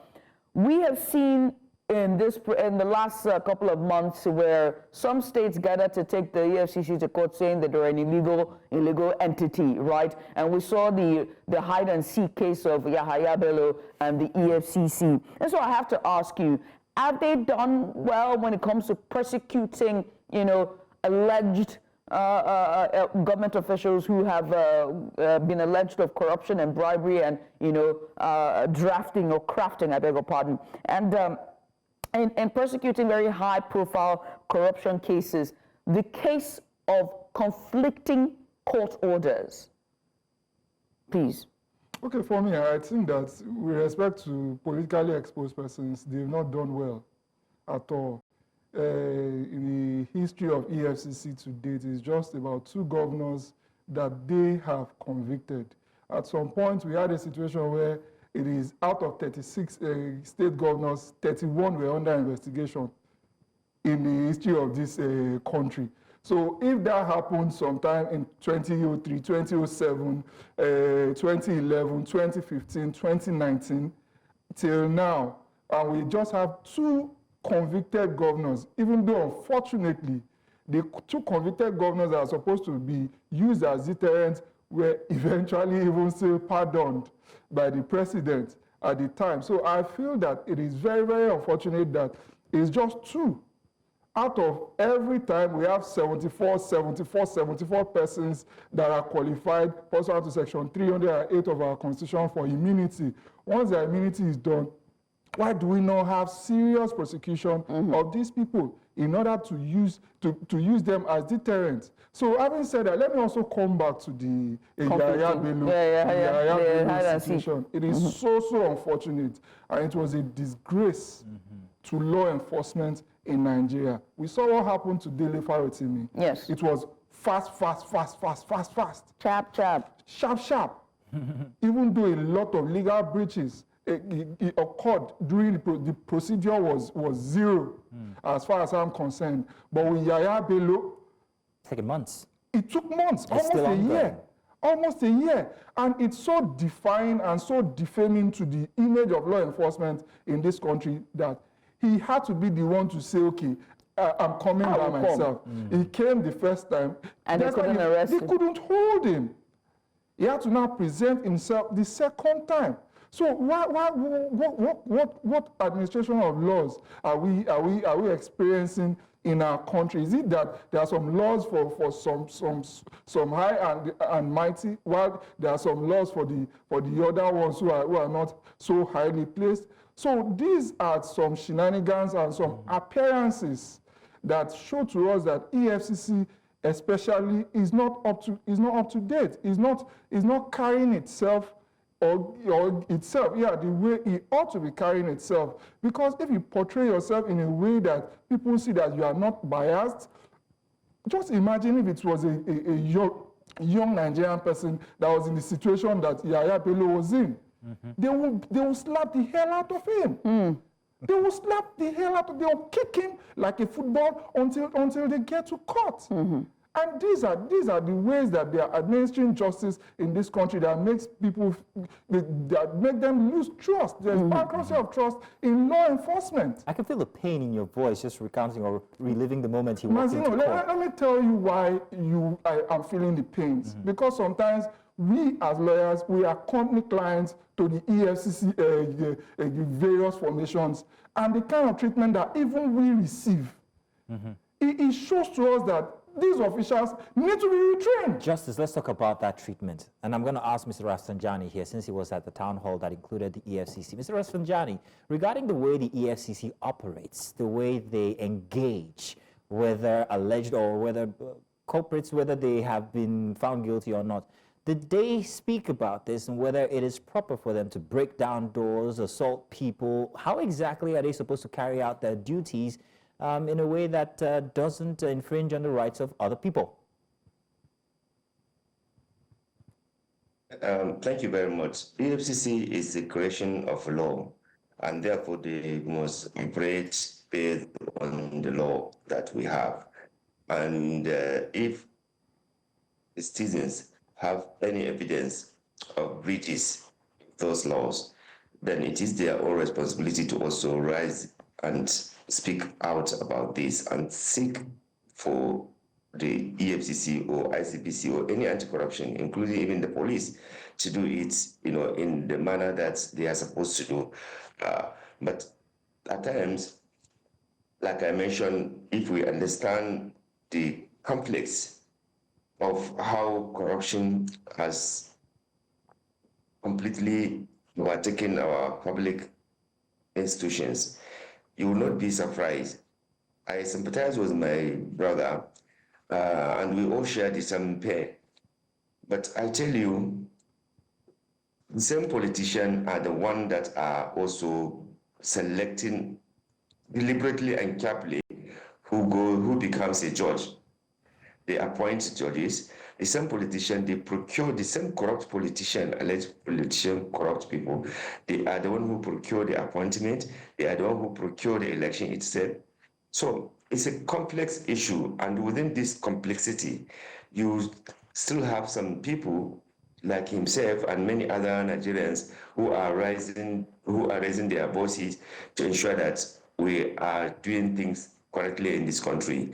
Keeping quiet will not help us, and just lamenting will not help us. If we see any legal gaps, either operational gap or legal gap, or any issue that will hinder the smooth operation of these anti-corruptions, I think we should, as a responsible citizen, we should voice it out and demand for those things to be addressed. That's number one. Number two, it is true, many Nigerians, they feel disappointed that even those two governors that were eventually prosecuted and jailed, a government that claimed to be fighting corruption at that time, they pardoned them. So definitely they are setting a bad example, or they set a bad example of Nigerians living, on the sincerity of the fight against corruption in this country. We are all witness to that. Not only that, you see, because of the network of corrupt enablers and corrupt people, hardly any anti-corruption agencies can successfully prosecute any case in this country. I'll give you an example. Even when the EFCC declare Yahya Bello wanted, other agencies of security and government, do they cooperate? You need to ask yourself. So it tells you the complexity, the challenges that any anti-corruption agency that will want to work in this country will get, because you will not get the required support even likely from the sister organization, because anti-corruption fight is not for one agency alone. It involves other agencies, sharing information, providing other synergies and what have you. That's how we can be able to do that. But the issue is that, do we even need to get into prosecuting or arresting people? Where can't we even block the leakages? We know, Nigerians, they know that once XYZ is there, there's tendency for wrong thing to happen, and yet we keep on moving, allowing such kind of people to go in. I think for me, we need to devote attention to prevention. If we allow people to loot 10 billion naira and we spend maybe 2 billion naira to engage in legal processes, at the end of the day, you end up being free by gain. So you stole 10 billion, you negotiate to return maybe 3 or 4 billion. The rest of the money is legitimately yours. You continue to enjoy that. That kind of, Mr. Awal, I hate to cut you, system need to stop, because you are promoting and actually encouraging more looters to come. I think the issue is that we have to go. Unfortunately, we do have to go. So I have to just for you to round up your thought very quickly, because we're out of time pretty much. Your final thoughts, Justice, before I let you go. Have the courts done enough in combating corruption, or have they aided this? Your final thoughts. We're leaving. Okay, for me, I think that first there was an indictment against the judicial system about 2 months ago, when NBS and the UN actually found out that the judiciary seems to be the most corrupt industry in Nigeria, even beyond the Nigerian police. So I feel that that's rather unfortunate. But having also said that, because I've also been in the system, I know that. Agree? Yeah? Do you agree, though, that it's okay? With that, I can't fight data. I can't fight data, verifiable data by the NBS working with the UN. I can't fight it. I don't have the data. So, but being a person that's inside the court system, I've seen that a lot of the challenges are actually originate from investigation. If you are the investigators and you don't do your yeoman's job, it's going to be difficult for, no matter how smart your lawyer is, the prosecutor is, they cannot convict based on a very, very weak investigation conducted. So that's my experience within the system. Sometimes it is the work of saboteurs. They deliberately remove some documents, do not do something very, very tidy, and it spoils the work at the end of the day, because at the end of the day, you just have to let a person go. If even they are guilty, if you don't have sufficient evidence against them, the courts don't work with the truth, they work with evidence. There's a part of conflicting court orders, so one court will say something, a high court will talk another one, in 1 year will say another one. That more is on the political side, and not necessarily with the anti-corruption side. Unfortunately, we can't express in entirety the frustrations that you have for the Nigerians, but it is obvious. Definitely. I want to say thank you very much, Justice Ejema, for joining us, and also Mr. Musa Rafsanjani for also joining us all the way from Abuja via video. Thank you very much, gentlemen, and we'll be coming to you for more resource on these kinds of topics. Thank you indeed. And also thank you to Joshua Marayu for that report that we did play earlier. Now, we went onto the streets of Lagos State and we asked residents about the EFCC, and we also asked them to assess, to give them a scorecard. Take a look. Or rather, we went to Ijebu-Ode in Ogun State, away from Lagos this time around. And we asked them about the EFCC and if they could assess how well they've done since inception. And here's what they had to say. Take a look. Are you okay? Oh, yeah, I almost dropped my card. I got you. Weirdo. Take a look. So far, what we don't get for this country. Presently now, the way police, they treat us for this country, it was past that time we take get NSAS. Before, if police carry person, you go here say maybe 20,000, 10,000 go be, but if police hold you now and say you don't do anything, you go there 100,000, 150, 200 to be person. We don't tire for this country. Tinubu don't spoil everywhere. I don't think he's fighting corruption. What they are doing is, for my own view, is party government they are doing, because it is fighting corruption. You'll have arrests, maybe some of member of the APC and all that. It's not really fighting against corruption as he promised. He has not really, he may do a bit of it, but he has not really deal with the issue, the bedrock of corruption itself. He has not really done with it. As Tinubu the tutor for this Nigeria, I'm going to go far. He can't make a can't bend like I say anything not going to do Nigeria again. You know it's you, I swear, my God. I see police can't disturb us inside this Nigeria. I see, even for a year ago, I supposed to disturb us. No before, no is you. Even last week, police catch me. Day before on Monday. Now 100,000 they collect from my for no free job for here because of tattoo. What's happen? What's they solve for Nigeria? Tinubu no good do. You know good, no do well at all. My God, Tinubu no do well. This regime, my God, now fire. Everything now fire. Make Tinubu come out to make another, make no next person like this, I swear.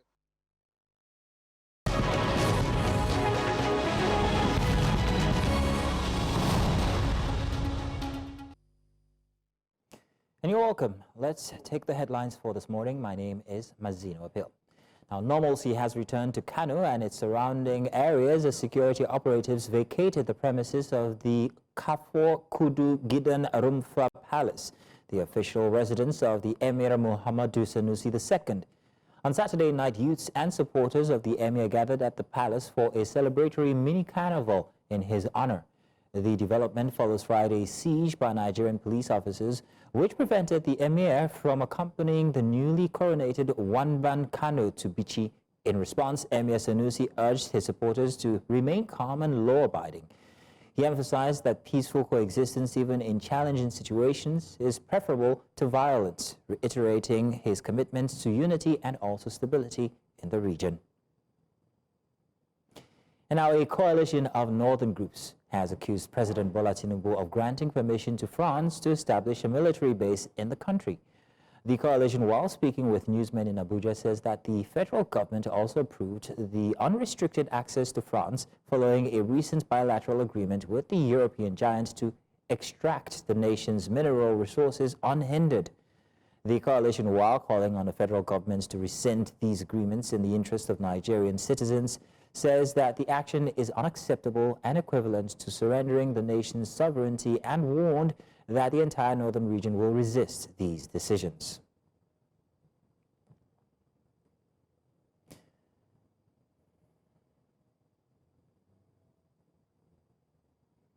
Now, ahead of the planned protests scheduled for Tuesday over the arrest and remand of a human rights lawyer, Dele Farotimi, the Ekiti State Police Command has banned any form of protest and demonstrations in the state. Farotimi, who had since been remanded in prison custody by an Ado Ekiti Chief Magistrate Court, was arrested last Tuesday in Lagos by operatives of the State Police Command over allegations of defamation against him. He was accused of defaming a renowned lawyer, Afe Babalola, in his book titled Nigeria and Its Criminal Justice System.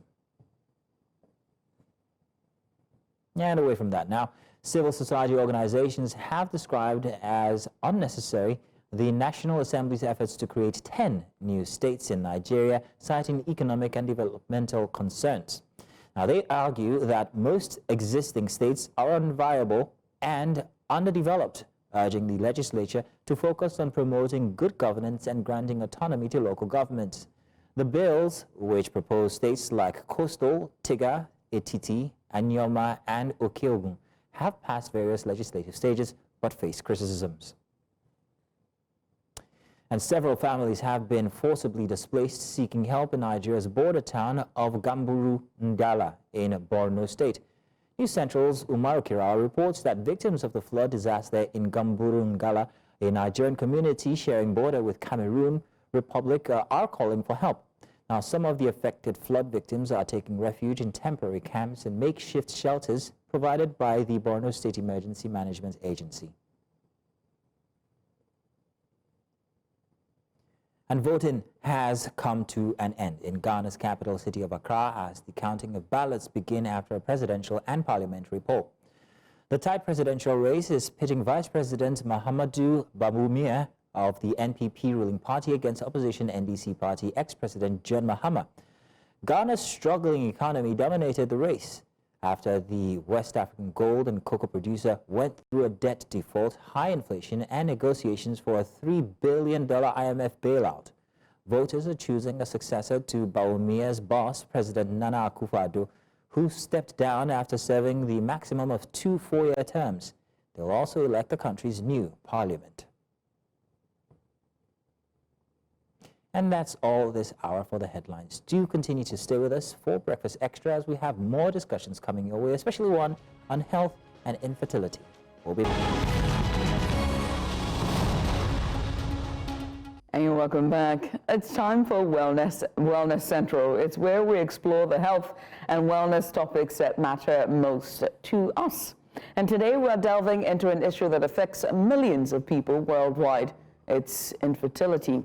According to the World Health Organization, infertility is a global health concern with an estimated 48 million couples and 186 million individuals affected worldwide.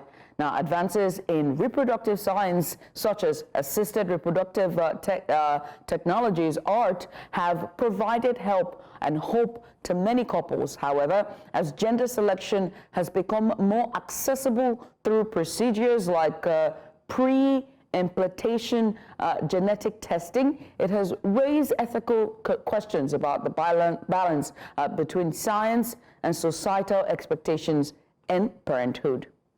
So, joining us to unpack these complex issues is Dr. Yusuf Harun. You've seen him here before. He's the founder for the Love for Health organization, a renowned advocate for maternal and also reproductive health. Dr. Harun, welcome again. Thank you very You're much. like the third host of this show at this point. Thank you so much for joining us. Always like having you here for Wellness Central. There we go. I mean, infertility in Nigeria is it's a very touchy subject, and not many people like to talk about it. And you'll be very surprised at the people that are dealing with infertility in Nigeria. So let's talk about the primary causes of infertility in Nigeria and why the taboo to talk about it. This is very interesting because unlike hypertension, diabetes, even premature ejaculation we discussed in previous episodes, infertility is a condition where even a village woman can diagnose on the couples. Classically, infertility is a medical condition or a disease where couples, after pleasurable, enjoyable sexual intercourse for 12 months, are unable to conceive. They are diagnosed. And even neighbors around would know, oh, we came to your wedding 1 year ago, we have not seen any baby. So but why is it always 1 year? That is the classical criteria to diagnose infertility. Before it was 2 years, but now it's 1 year. Even when it is above 35 years, it is 6 months. When the couple, especially the woman, is above 35 years, even the man also, it is 6 months. After 6 months, they have to see a fertility doctor. That's interesting. Or a medical doctor. That's very interesting. This is something which... I don't really think about, you know what I mean, like couples, you know what I mean? I've never been in such a situation. If they are planning for it, for example, some couples might say, we are not ready to have kids. So maybe they are preventing getting pregnant, and that's not infertility. But if they are preparing for it, having constant intercourse at least 3 to 4 times a week for 12 months, for 1 year, and they are unable to get pregnant. That's a lot of sex. So there's that time period that's given to, well, diagnosing whether it's infertility. But then infertility in itself is not the problem. There are too many factors, so many factors that lead to infertility. So what are these many factors? Firstly, male factor and female factor. If you ask many people, as you said, it's a taboo cultural factor, many women are blamed for infertility. Even the mothers of the son or the husband blames the wife. Oh, I want to carry my grandchild. But research has shown that even infertility is more linked to the men currently. So 40 to 50% of causes of infertility are even to the men. So when the woman is being blamed all the time for infertility, it's a misnomer, it's incorrect. The woman's case also is close to 40%, then about 10 to 12% of cases are unknown.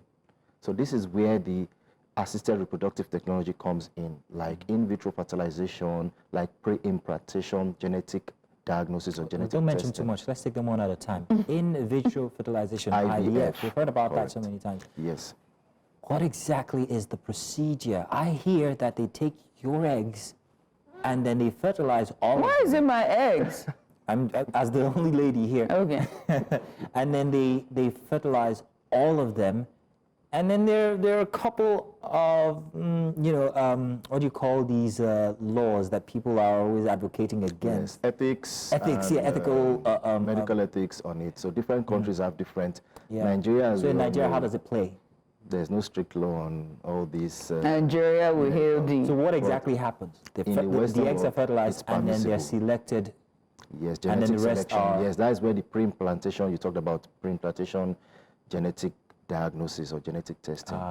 There's a societal problem with this. Many women, even women themselves, when they have to go through that system, they would select for what? Male children. Oh. And that is where the cultural taboo comes. But the women themselves want it because of society. Oh, they want to have a son, so would inherit the father's You mean you name. can be that specific? Absolutely. Yeah, it can be specific so this with is new to me. genotype. Never heard about this? Oh, really? I didn't know that you can actually, but it's just the cell at that point. How do you determine? Science has advanced in such an interesting way, yeah. One of the methods they use is called sperm sorting. So in sperm sorting, you can actually know the chromosome. In a male sperm, there's usually an X chromosome, which is, now again, many people don't know that men are the ones who determine even the sex or gender of a child. It's not the woman. The society blames women for having women or boys. It's the man that determines whether the child or the baby is going to be a male or a female. Right. So in the male sperm, you have both the X chromosome and the Y chromosome. So through pre-implantation genetic testing or sperm sorting, you can select the type of chromosome, and you can also know the you can select the genotype. You can go specific into that's integrity to the genetic composition even of the child. Oh yeah, science is amazing like that. But what's very sad about that is the fact that people say it's an advanced form of femicide, where people are that's where the ethics come in. But let's circle back to the causes of infertility, and I would like to talk about it for men. You know what I mean? Because it's never really spoken about. It's oftentimes the women, but never the men. I said male factor and female factor. Now, in the men which you have specified, male factor, one of the major causes is low sperm count. And there are many things that can cause low sperm count in men. There's another one called no sperm count at all, azoospermia. How do I know if I don't have a, because are there signs? Are there signs? Because I mean, everything, when it shoots out now, doesn't it? How do you know if you don't have? Like, how do you know that I have a low sperm? Or what are signs? You're Judith, you're a female. Like what? Like how does a man know there you go. that that their sperm is either of low count or there's nothing, they're shooting blanks? Because they gotta shoot something. The man may not know for the rest of his life. And so it's just shooting blanks, like his water that's coming out. Hey. DNA test has revealed that some men are not even the fathers because they can't even impregnate a woman. There is a story my gynecologist told me, my lecturer, Professor Fabawo, is now is one of the head top shots in Lasut. And he told us this story that there was a particular king in Nigeria who had multiple wives and he has been shooting blanks. So he married a new wife. Yes, and she didn't get pregnant after 1 year. And she was worried, so other wives had to tell her the method. The lives of Baba Segi's wives. That's the name, yeah. It happens a lot. That's the book, The Lives of Baba Segi's wives. How will people know? Men may not know. It is asymptomatic. A man might look physically good, handsome. He might even not have erectile dysfunction, as we talked about. He might not have premature ejaculation, and he might be shooting blank. Another man can have erectile dysfunction, he might have premature, just 1 second he has gone in, and he might even have a good sperm to pregnate the woman. So there are no signs?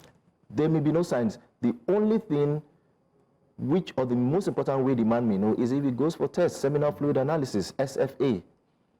So when he goes for a sperm count test, it will show the amount. There's a certain amount that should be in his sperm. Millions should be in his sperm. So if he's having low, less than a particular number, he should know that yes, he's having low sperm count. And sometimes if they go through the microscope to see the sperm, everything might be dead. So what are the causes? One of it is mumps in teenage. Mumps, which young boys have had. Relate? It's a viral infection that destroys the testicles. Yes, it affects the jaw, but it goes down into the testicles and destroys it completely. So they may have no sperm count. Other things that cause it could be a trauma to the testicles. Men are advised not to put on tight pants all the time. Sorry, guys, I have to go. I'm joking. I'm joking. Weirdo. I'm joking. No, I mean, seriously. Infections, gonorrhea, chlamydia infections can cause infertility both in men and in women.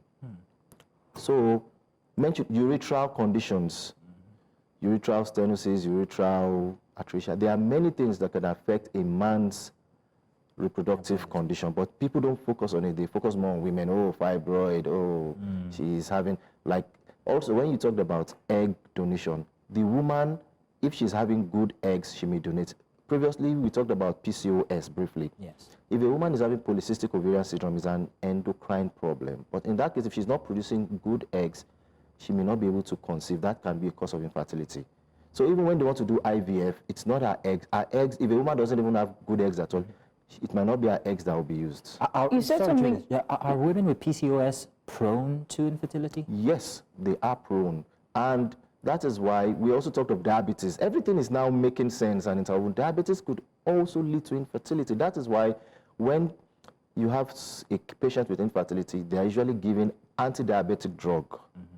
We talked of Ozempic a time ago for weight loss and this, but it's also an anti-diabetic. You lose weight. Glucophage, metformin are given. Then clomid, clomiphene citrate to induce ovulation is also given to a woman. For a man, there are testosterone drugs. Drugs that you can give a man. It can be injectable. There are some that are oral that you can give a man. So there is a cure for men? Could it be said so? Cure, yes and no. I'm glad you're saying this because I know that there's athletes who are on testosterone and who also wear tights as well and who exercise, and they also fall under that number for those who are susceptible to low sperm count. Now, in health, there is no absolute. We are told in medical school, never say never. You can see a man who will drink alcohol, who will smoke cigarettes, who will womanize, sleep with multiple women, this man will not have any STD. He will not have any significant heart condition. He might live till 90 or 80, and he might have children even. And another man who doesn't have all these exposure or risk factors might have. So all these I've mentioned are risk factors. It does not mean that, oh, this particular man does this, so he is going to have infertility. No. Or this woman does that. Okay, example of a woman, we've not gone to that, is one of the problem in women is if they have a damage to their uterus or womb. So we call something called Asherman syndrome. But I have seen a woman who had up to 10 abortions and she still had a beautiful family with kids. Another woman didn't have any abortion and she's having infertility. So it is not straightforward. Medicine is not straightforward. Life itself is not straightforward. You just find out we have risk factors to certain things, but it doesn't mean absolutely this person is doing this. It's going to fall into that category. I want to circle back again. You said yes and no when I asked regarding the cure for men. Right. Why I said yes is that I've seen a patient who had low sperm count, was on testosterone, and the person eventually impregnated his wife. Why I said no is that if the person has no sperm count, it's not. Also with low sperm count, you can do IVF. That is where genetic selection comes in. You can take the sperm, look for the viable ones, get rid of dead ones, just take the viable one and implant it, fertilize the woman. You can do IVF for the woman, or you can do artificial insemination even for the woman. Artificial is maybe you get the sperm and in through a syringe you put it in. That's for a man who doesn't have erection at all. So he has good sperm, but his erectile dysfunction, it can't even last for a second to even penetrate the woman. So you might get his sperm. How do we get it? The woman, his wife can masturbate him, or he can do it himself, get the sperm out and insert it into the woman to get her That was a pregnant. rhetorical question, but thanks for answering. Yes. But what about habits? Judith is shaking her head. What about habits that might cause infertility? Yes. For both men Bad and women? habits, smoking. Smoking is a Really? problem that can cause infertility, yes. Excessive alcohol intake, excessive fatty intake, obesity, bad habit, poor exercise. These are bad habits that could also lead to infertility. Men are advised not to drive long distance. It could be a risk factor. So because they are sitting down on their chair, and most likely the chair is going to be hot unless maybe they put on the cooler. And that also can damage the testicles. That can damage it. This is just, what should we do now? Let's just sit down at home now. Because I remember reading up on this thing. Okay, rest. Right. Not long and take breaks, right? There's Hence why you see those stop breaks along the road. Long distance every day of their life just to make more money. Drive from Truckers, Lagos to logistics Sokoto, back. operators. Yeah. That's why I have those breaks on the road. Again, I'm going to come back to lifestyle choices, right? Because I feel like it's very important that we start to talk about how lifestyle play into this. We talked about driving as one of them. But what about, and a sedentary life is another. But for women, when you think about our lifestyle, age is one factor. The older you get, the lesser your fertility chances are. And our education, our society now wants us to achieve before we get married and before we get pregnant. Yes. So now infertility is getting high in our society. For lifestyle, what about women for lifestyle? Women's lifestyle, for example, there are many things that could affect a woman. Number one is if a woman is not having to conceive at the right time, that could also affect her lifestyle. Averagely, if I tell you all that the best age for reproduction for a woman is between 18 to 24 years. That's the best age for her to conceive her first child. When a woman is getting to 35, it could affect her. So there are a lot of things that will have gone through. She would have had menstrual cycle for over 35 years, losing eggs every month, and this will also deplete her chances. But that does not mean a woman who is 35 or 40 cannot. Also, a woman who is engaged in, well, in Nigeria, women don't smoke like that, like in the West. In the West, women smoke, not even only tobacco, even weed, marijuana. So that could affect their fertility rate. Vaping, Inko? That could also affect it. Anything Really? smoke, yeah, it could affect it. Well, vaping is what do you call it? What is it? It's vapor. It's vapor, literally. It could affect, but that doesn't mean it's absolutely. Yeah, well, they do have even different flavors. I'm not even excessive a connoisseur, but excessive carbs. Not even apart from vaping. Okay, even taking too much soft drinks could affect your fertility. No, doctor. No. That is Yeah, soft drinks. Excessive carbohydrate intake can affect it. Goodness So us. there's no specific thing that does it. Doctor, what are you saying? We can't drive. We cannot eat rice. Cannot eat for too long. Don't sit on anywhere that's hot. No, I didn't. Don't have sedentary life. Capsule and hang us on the wall. That's sedentary life again. I have sedentary We can't even do lifestyle. nothing. We have to make a balance. We can do all this. We can drive.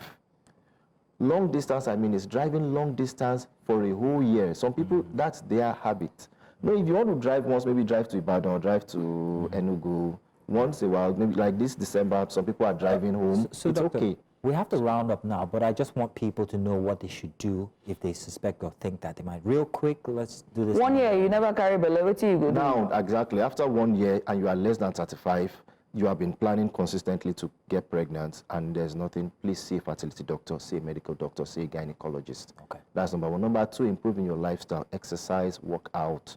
Number three is that avoid all forms of risk factors, alcohol, smoking, cigarette, avoid excessive carbs intake, eat a balanced diet, vegetables, proteins. I'm not going to specify eat this or that, but let's live a good life and hopefully we're going to be fine.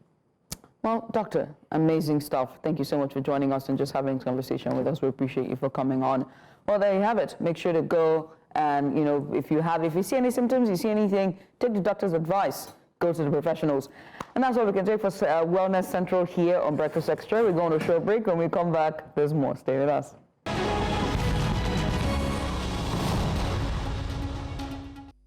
Extra, extra, read all about it. It's time for our extra special here for Breakfast Extra. And today, as we commemorate the International Day for the Abolition of Slavery, which will hold tomorrow, we shine a light on a persistent and deeply troubling issue, which is modern-day slavery, believe it or not. Despite the abolition of transatlantic slavery centuries ago, millions globally remain trapped in forced labor, trafficking, and also other exploitative practices.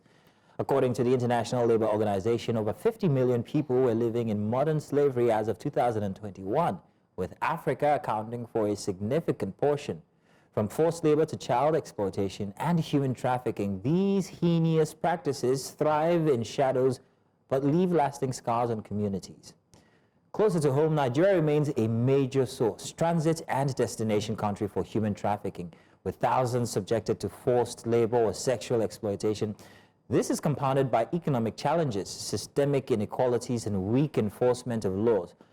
But today's conversation isn't just about the grim statistics. It's about resilience, justice, and also the steps we can take to create a slavery-free society. So we have a package put together by News Central correspondent Omolola Olade. Let's take a look at that, and when we get back, we'll introduce our guest.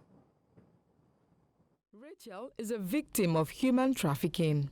Her life spiraled downwards in 2022 after she was tricked into leaving her family with the promise of a better and higher paying job in Dubai. There was about 10 ladies there. It was not just only me. It was 10 ladies that was there from different countries. So from there, Nat told us that the men will come inside. Then we are not allowed to go outside. I was indoor for 8 months. We are indoor. So the men will come, they'll work, then the money you give it to your boss. They will not even allow you to touch the money. Human trafficking is prevalent in Nigeria as it remains a source, transit and destination country for victims.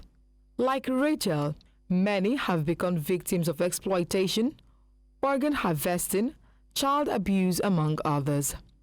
Experts say poverty is the biggest driver of modern-day slavery in Nigeria. Most people, especially in rural areas, are not aware of the real dangers that are involved in irregular migration. So they engage and they embark in journeys without full knowledge of what is waiting for them. And so what happens is that linked to it, there's a growth in misinformation. A lot of the smugglers and traffickers prey on these vulnerabilities, on the fact that people don't have access to information, to sell dreams and lies to them, to sell to them the idea that it's easy to migrate if they are paid $1 million or $2 million. Although the total number of human trafficking victims outside Nigeria is largely unknown, the government in 2023 initiated investigations into 1,242 cases, including 511 sex trafficking cases, 282 labor trafficking cases and 449 cases of unspecified forms of trafficking, according to NAPTIP. Unfortunately, human trafficking in Nigeria goes beyond male and female adults in search of a better life. Many children are sadly being exploited, hence the intervention from the International Labour Organization to fight the scourge.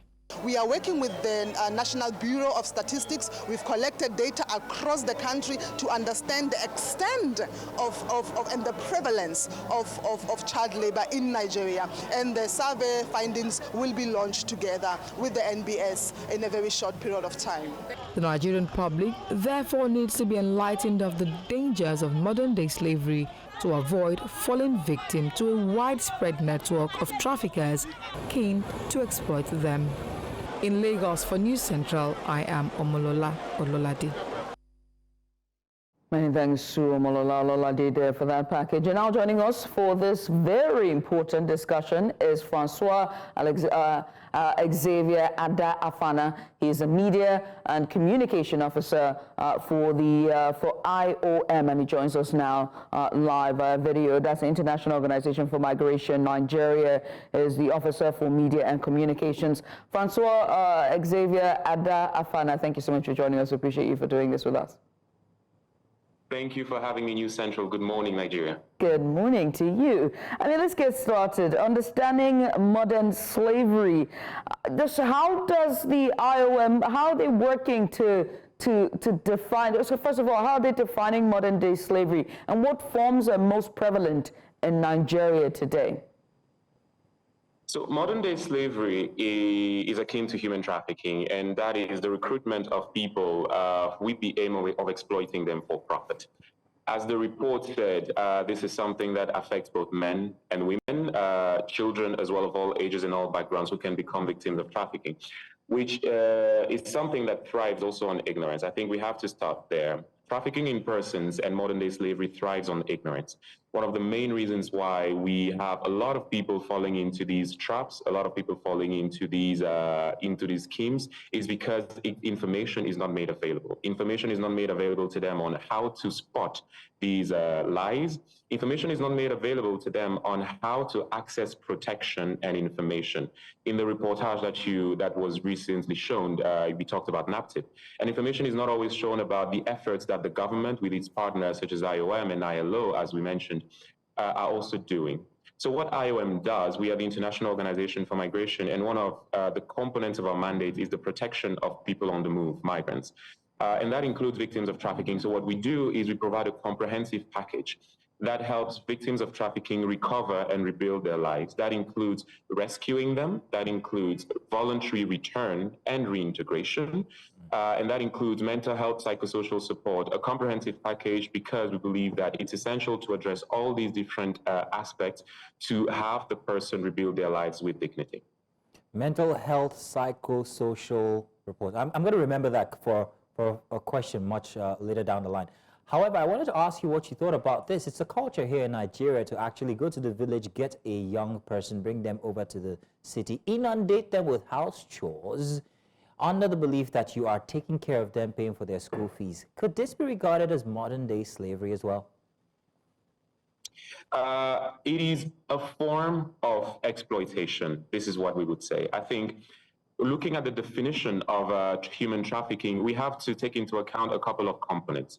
The first is the act. That is the transport or the coercion or lying to someone, telling them that you're going for something when that is not the reality. The second thing is the mean.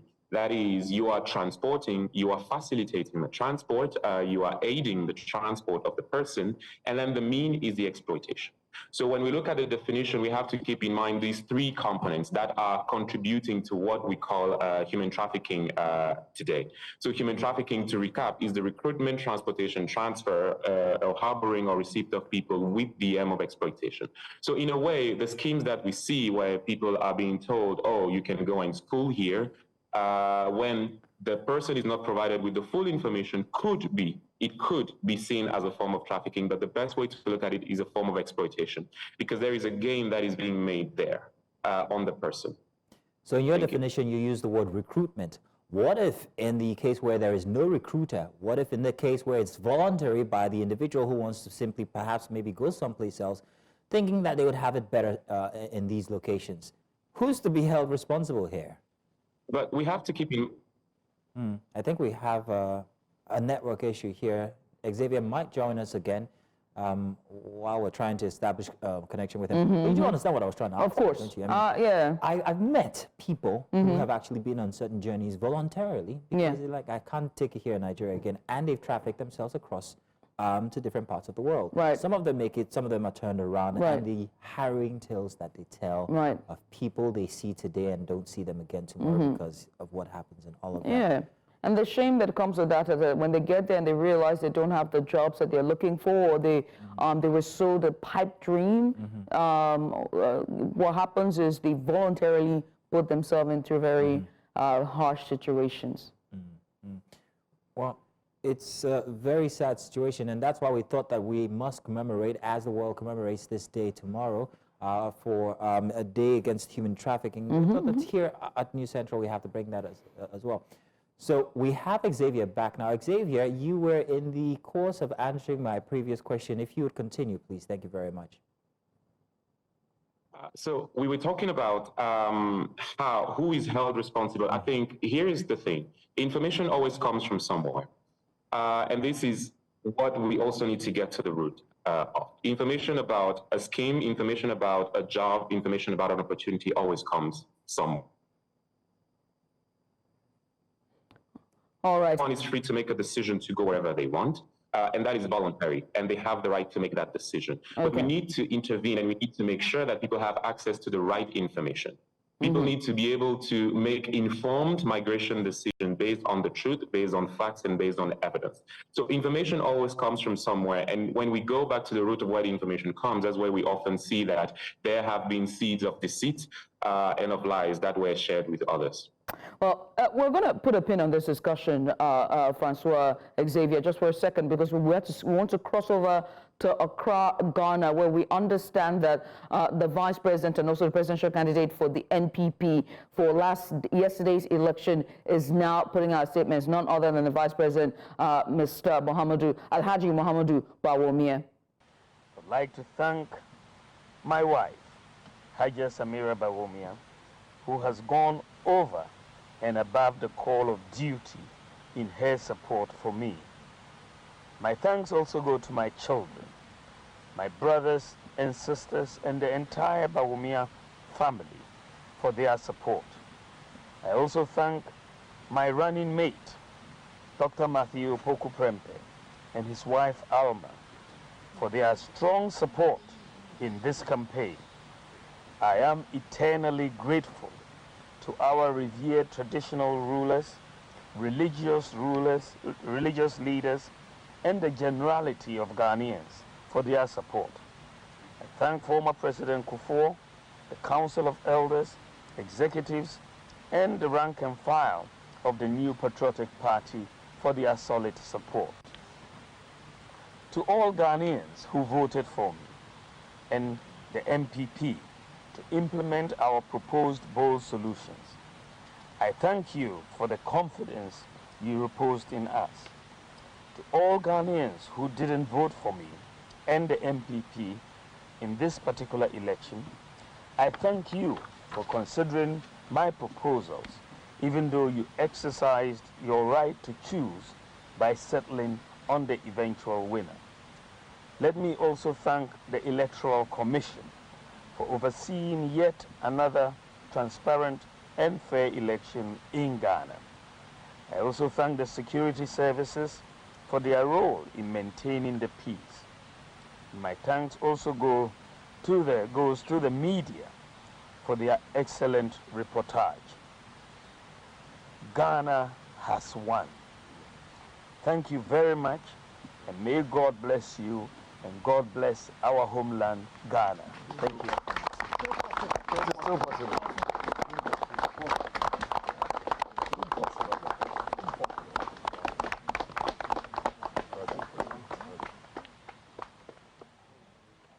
And speech there is from Alhaji Muhammadu Bawumia. He is the presidential candidate for the NPP and also the outgoing vice president of Ghana, giving what seems like a concession speech there, as it seems that the candidate for the NDC also who was the former president and may now be the president-elect, giving if the announcement will come in soon, and that is none other than John Mahama. And so from his speech, they can hear him telling Ghanaians, thank you for voting for him, thank you for those who didn't vote, and saying that Ghana has indeed won. And this is just a testament of the long-standing democracy for Ghana, also standing true to the fact that they have been a beacon when it comes to democracy for West Africa.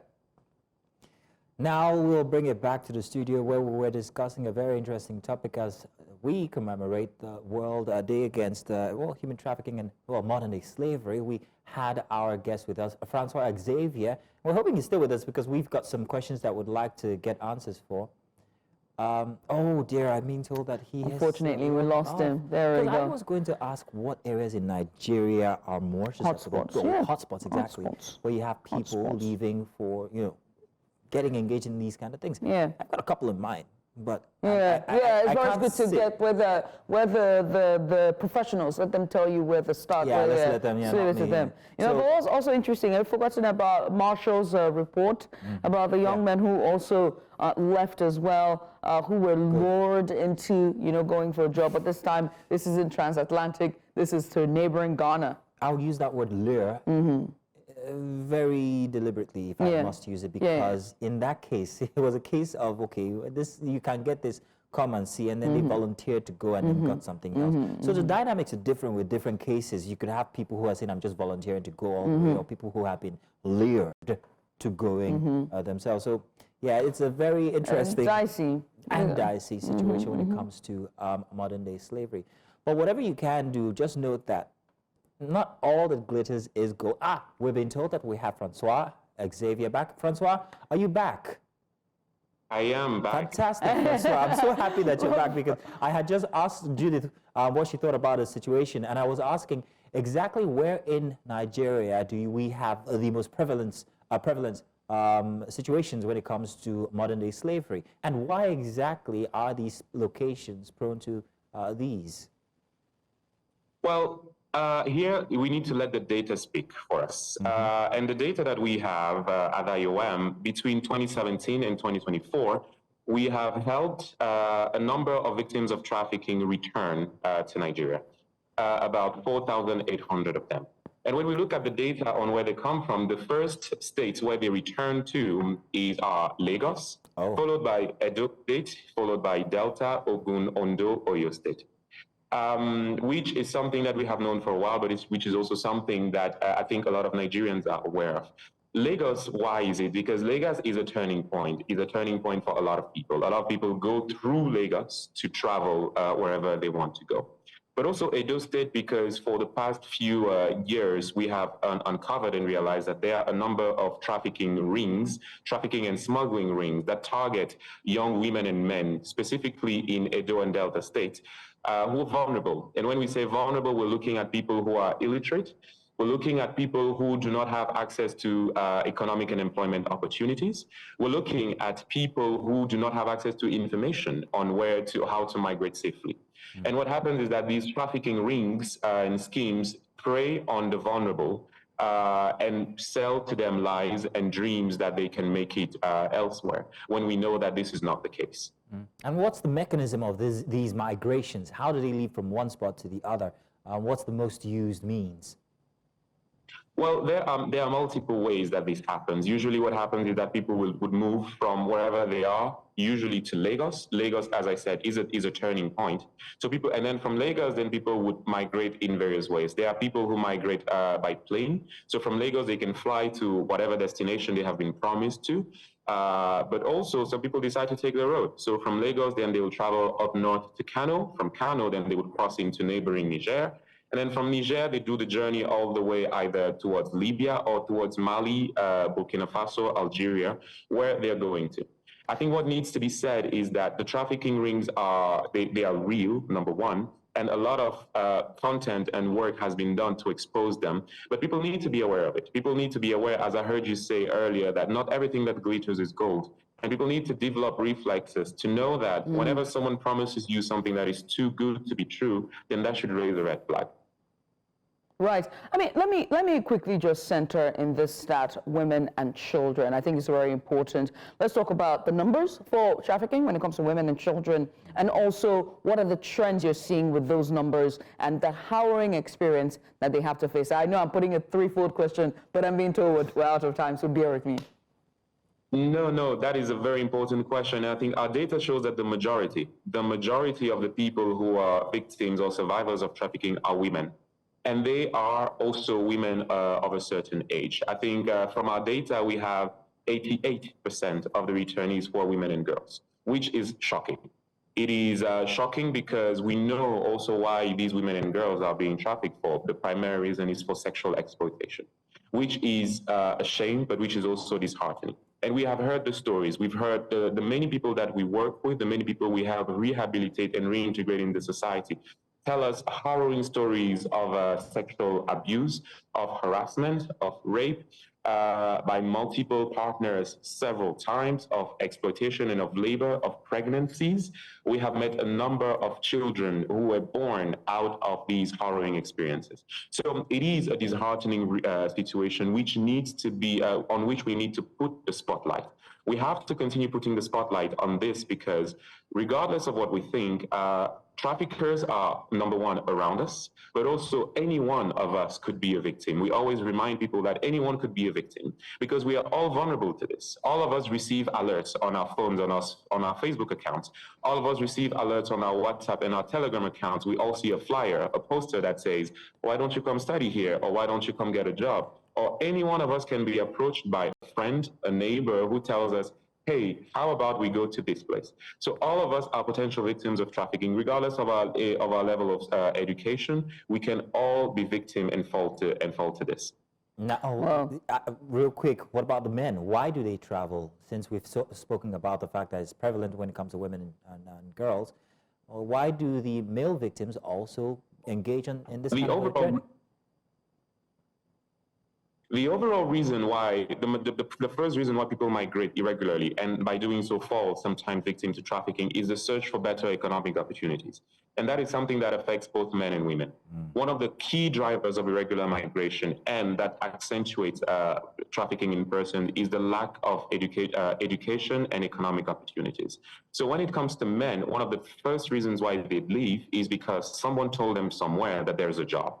We have met people who were working in mines in Libya. We have helped people who were working on construction sites in Algeria, in Chad, in neighboring Chad, in Mali, and in Burkina Faso. We have rescued and helped people who were promised to go and play football. They were promised a brilliant career, only to fall traps to this. So you have a lot of people seeking better economic opportunities and who are looking to thrive and fulfill themselves, but they fall victim to these scams. Oh, wow. I mean, Francis Xavier Abdalfana, your country, you're Ghanaian, so I'm certain that your country is voting. It was yesterday, and the future is looking bright for Ghana, yes or no? The future is looking bright for Ghana, but I am Cameroonian. What? However, I will say I am Cameroonian. I should have known from the French name. I should have known. But hey, Xavier, it's been wonderful doing this. We appreciate you for coming on. Thank you so much for doing it, just giving us more insight. We appreciate you. Thank you very much. Have a good day. Bye. All right, bye now. I think that's all of our conversation for this morning. It's been sublime just doing this with you from Saturday all the way down to Sunday. Our Saturday was pretty much all about the Ghana's general elections, and also our first hour for today has also been about the Ghana election. And we round up as we saw the candidate and also the vice president, and that's none other than Alhaji Bawumia there putting out that speech. There was sounds like a concession. He's been conceding more like.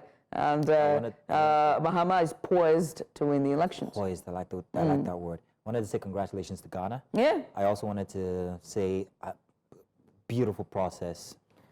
Again, they did it. They have won this jollof war. Nigeria, go and sleep. Thank you. Thank you. That's it, guys. Goodbye from us. We'll see you guys next weekend. Thank you for joining. Bye now. Bye-bye.